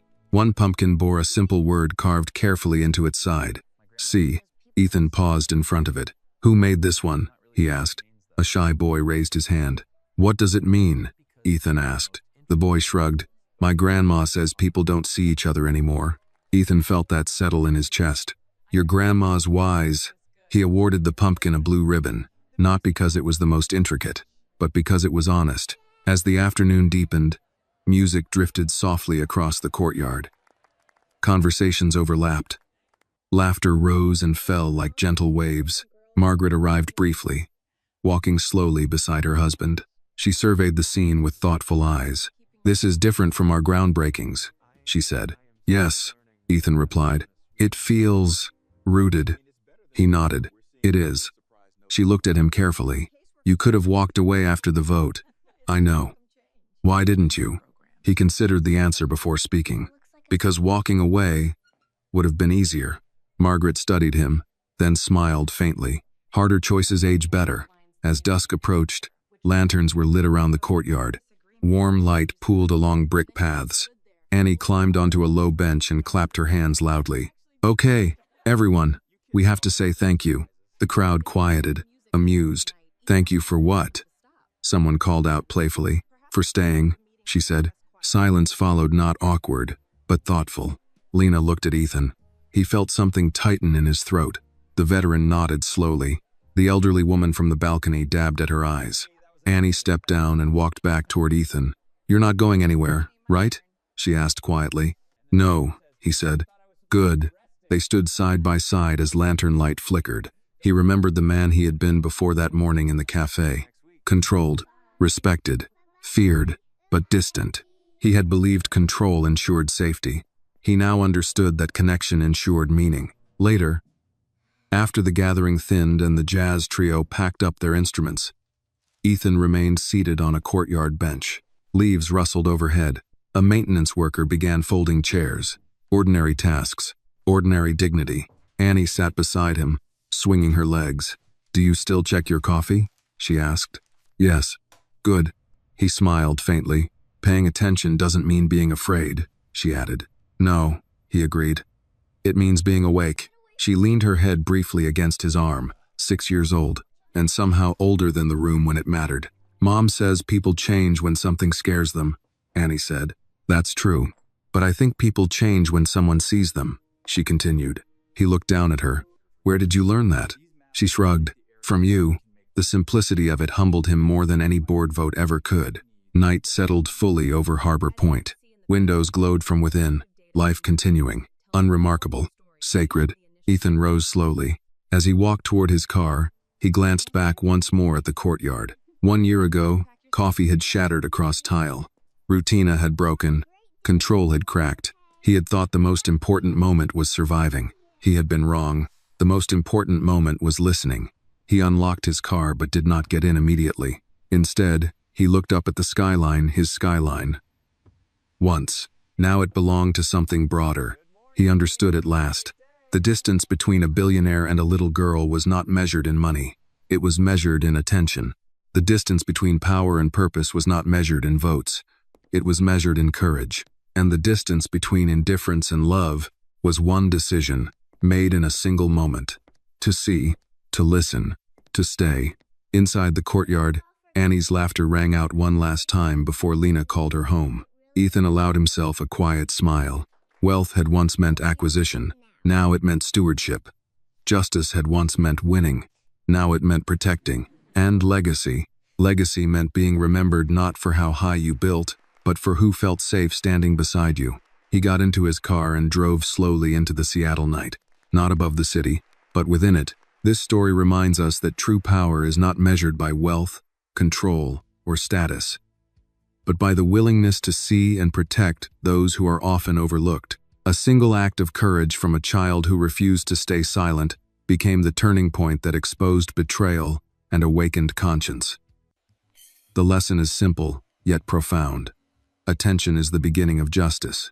When we choose to listen instead of dismiss, to act instead of ignore, and to stand by what is right even when it costs us, we close the distance between indifference and love. In the end, integrity is not built in boardrooms or headlines, it is built in quiet moments when we decide to do the right thing. This video is a work of fiction created with the assistance of artificial intelligence. All characters, events, and situations are not real and do not represent any actual people or true stories. The content is intended for storytelling and emotional illustration only.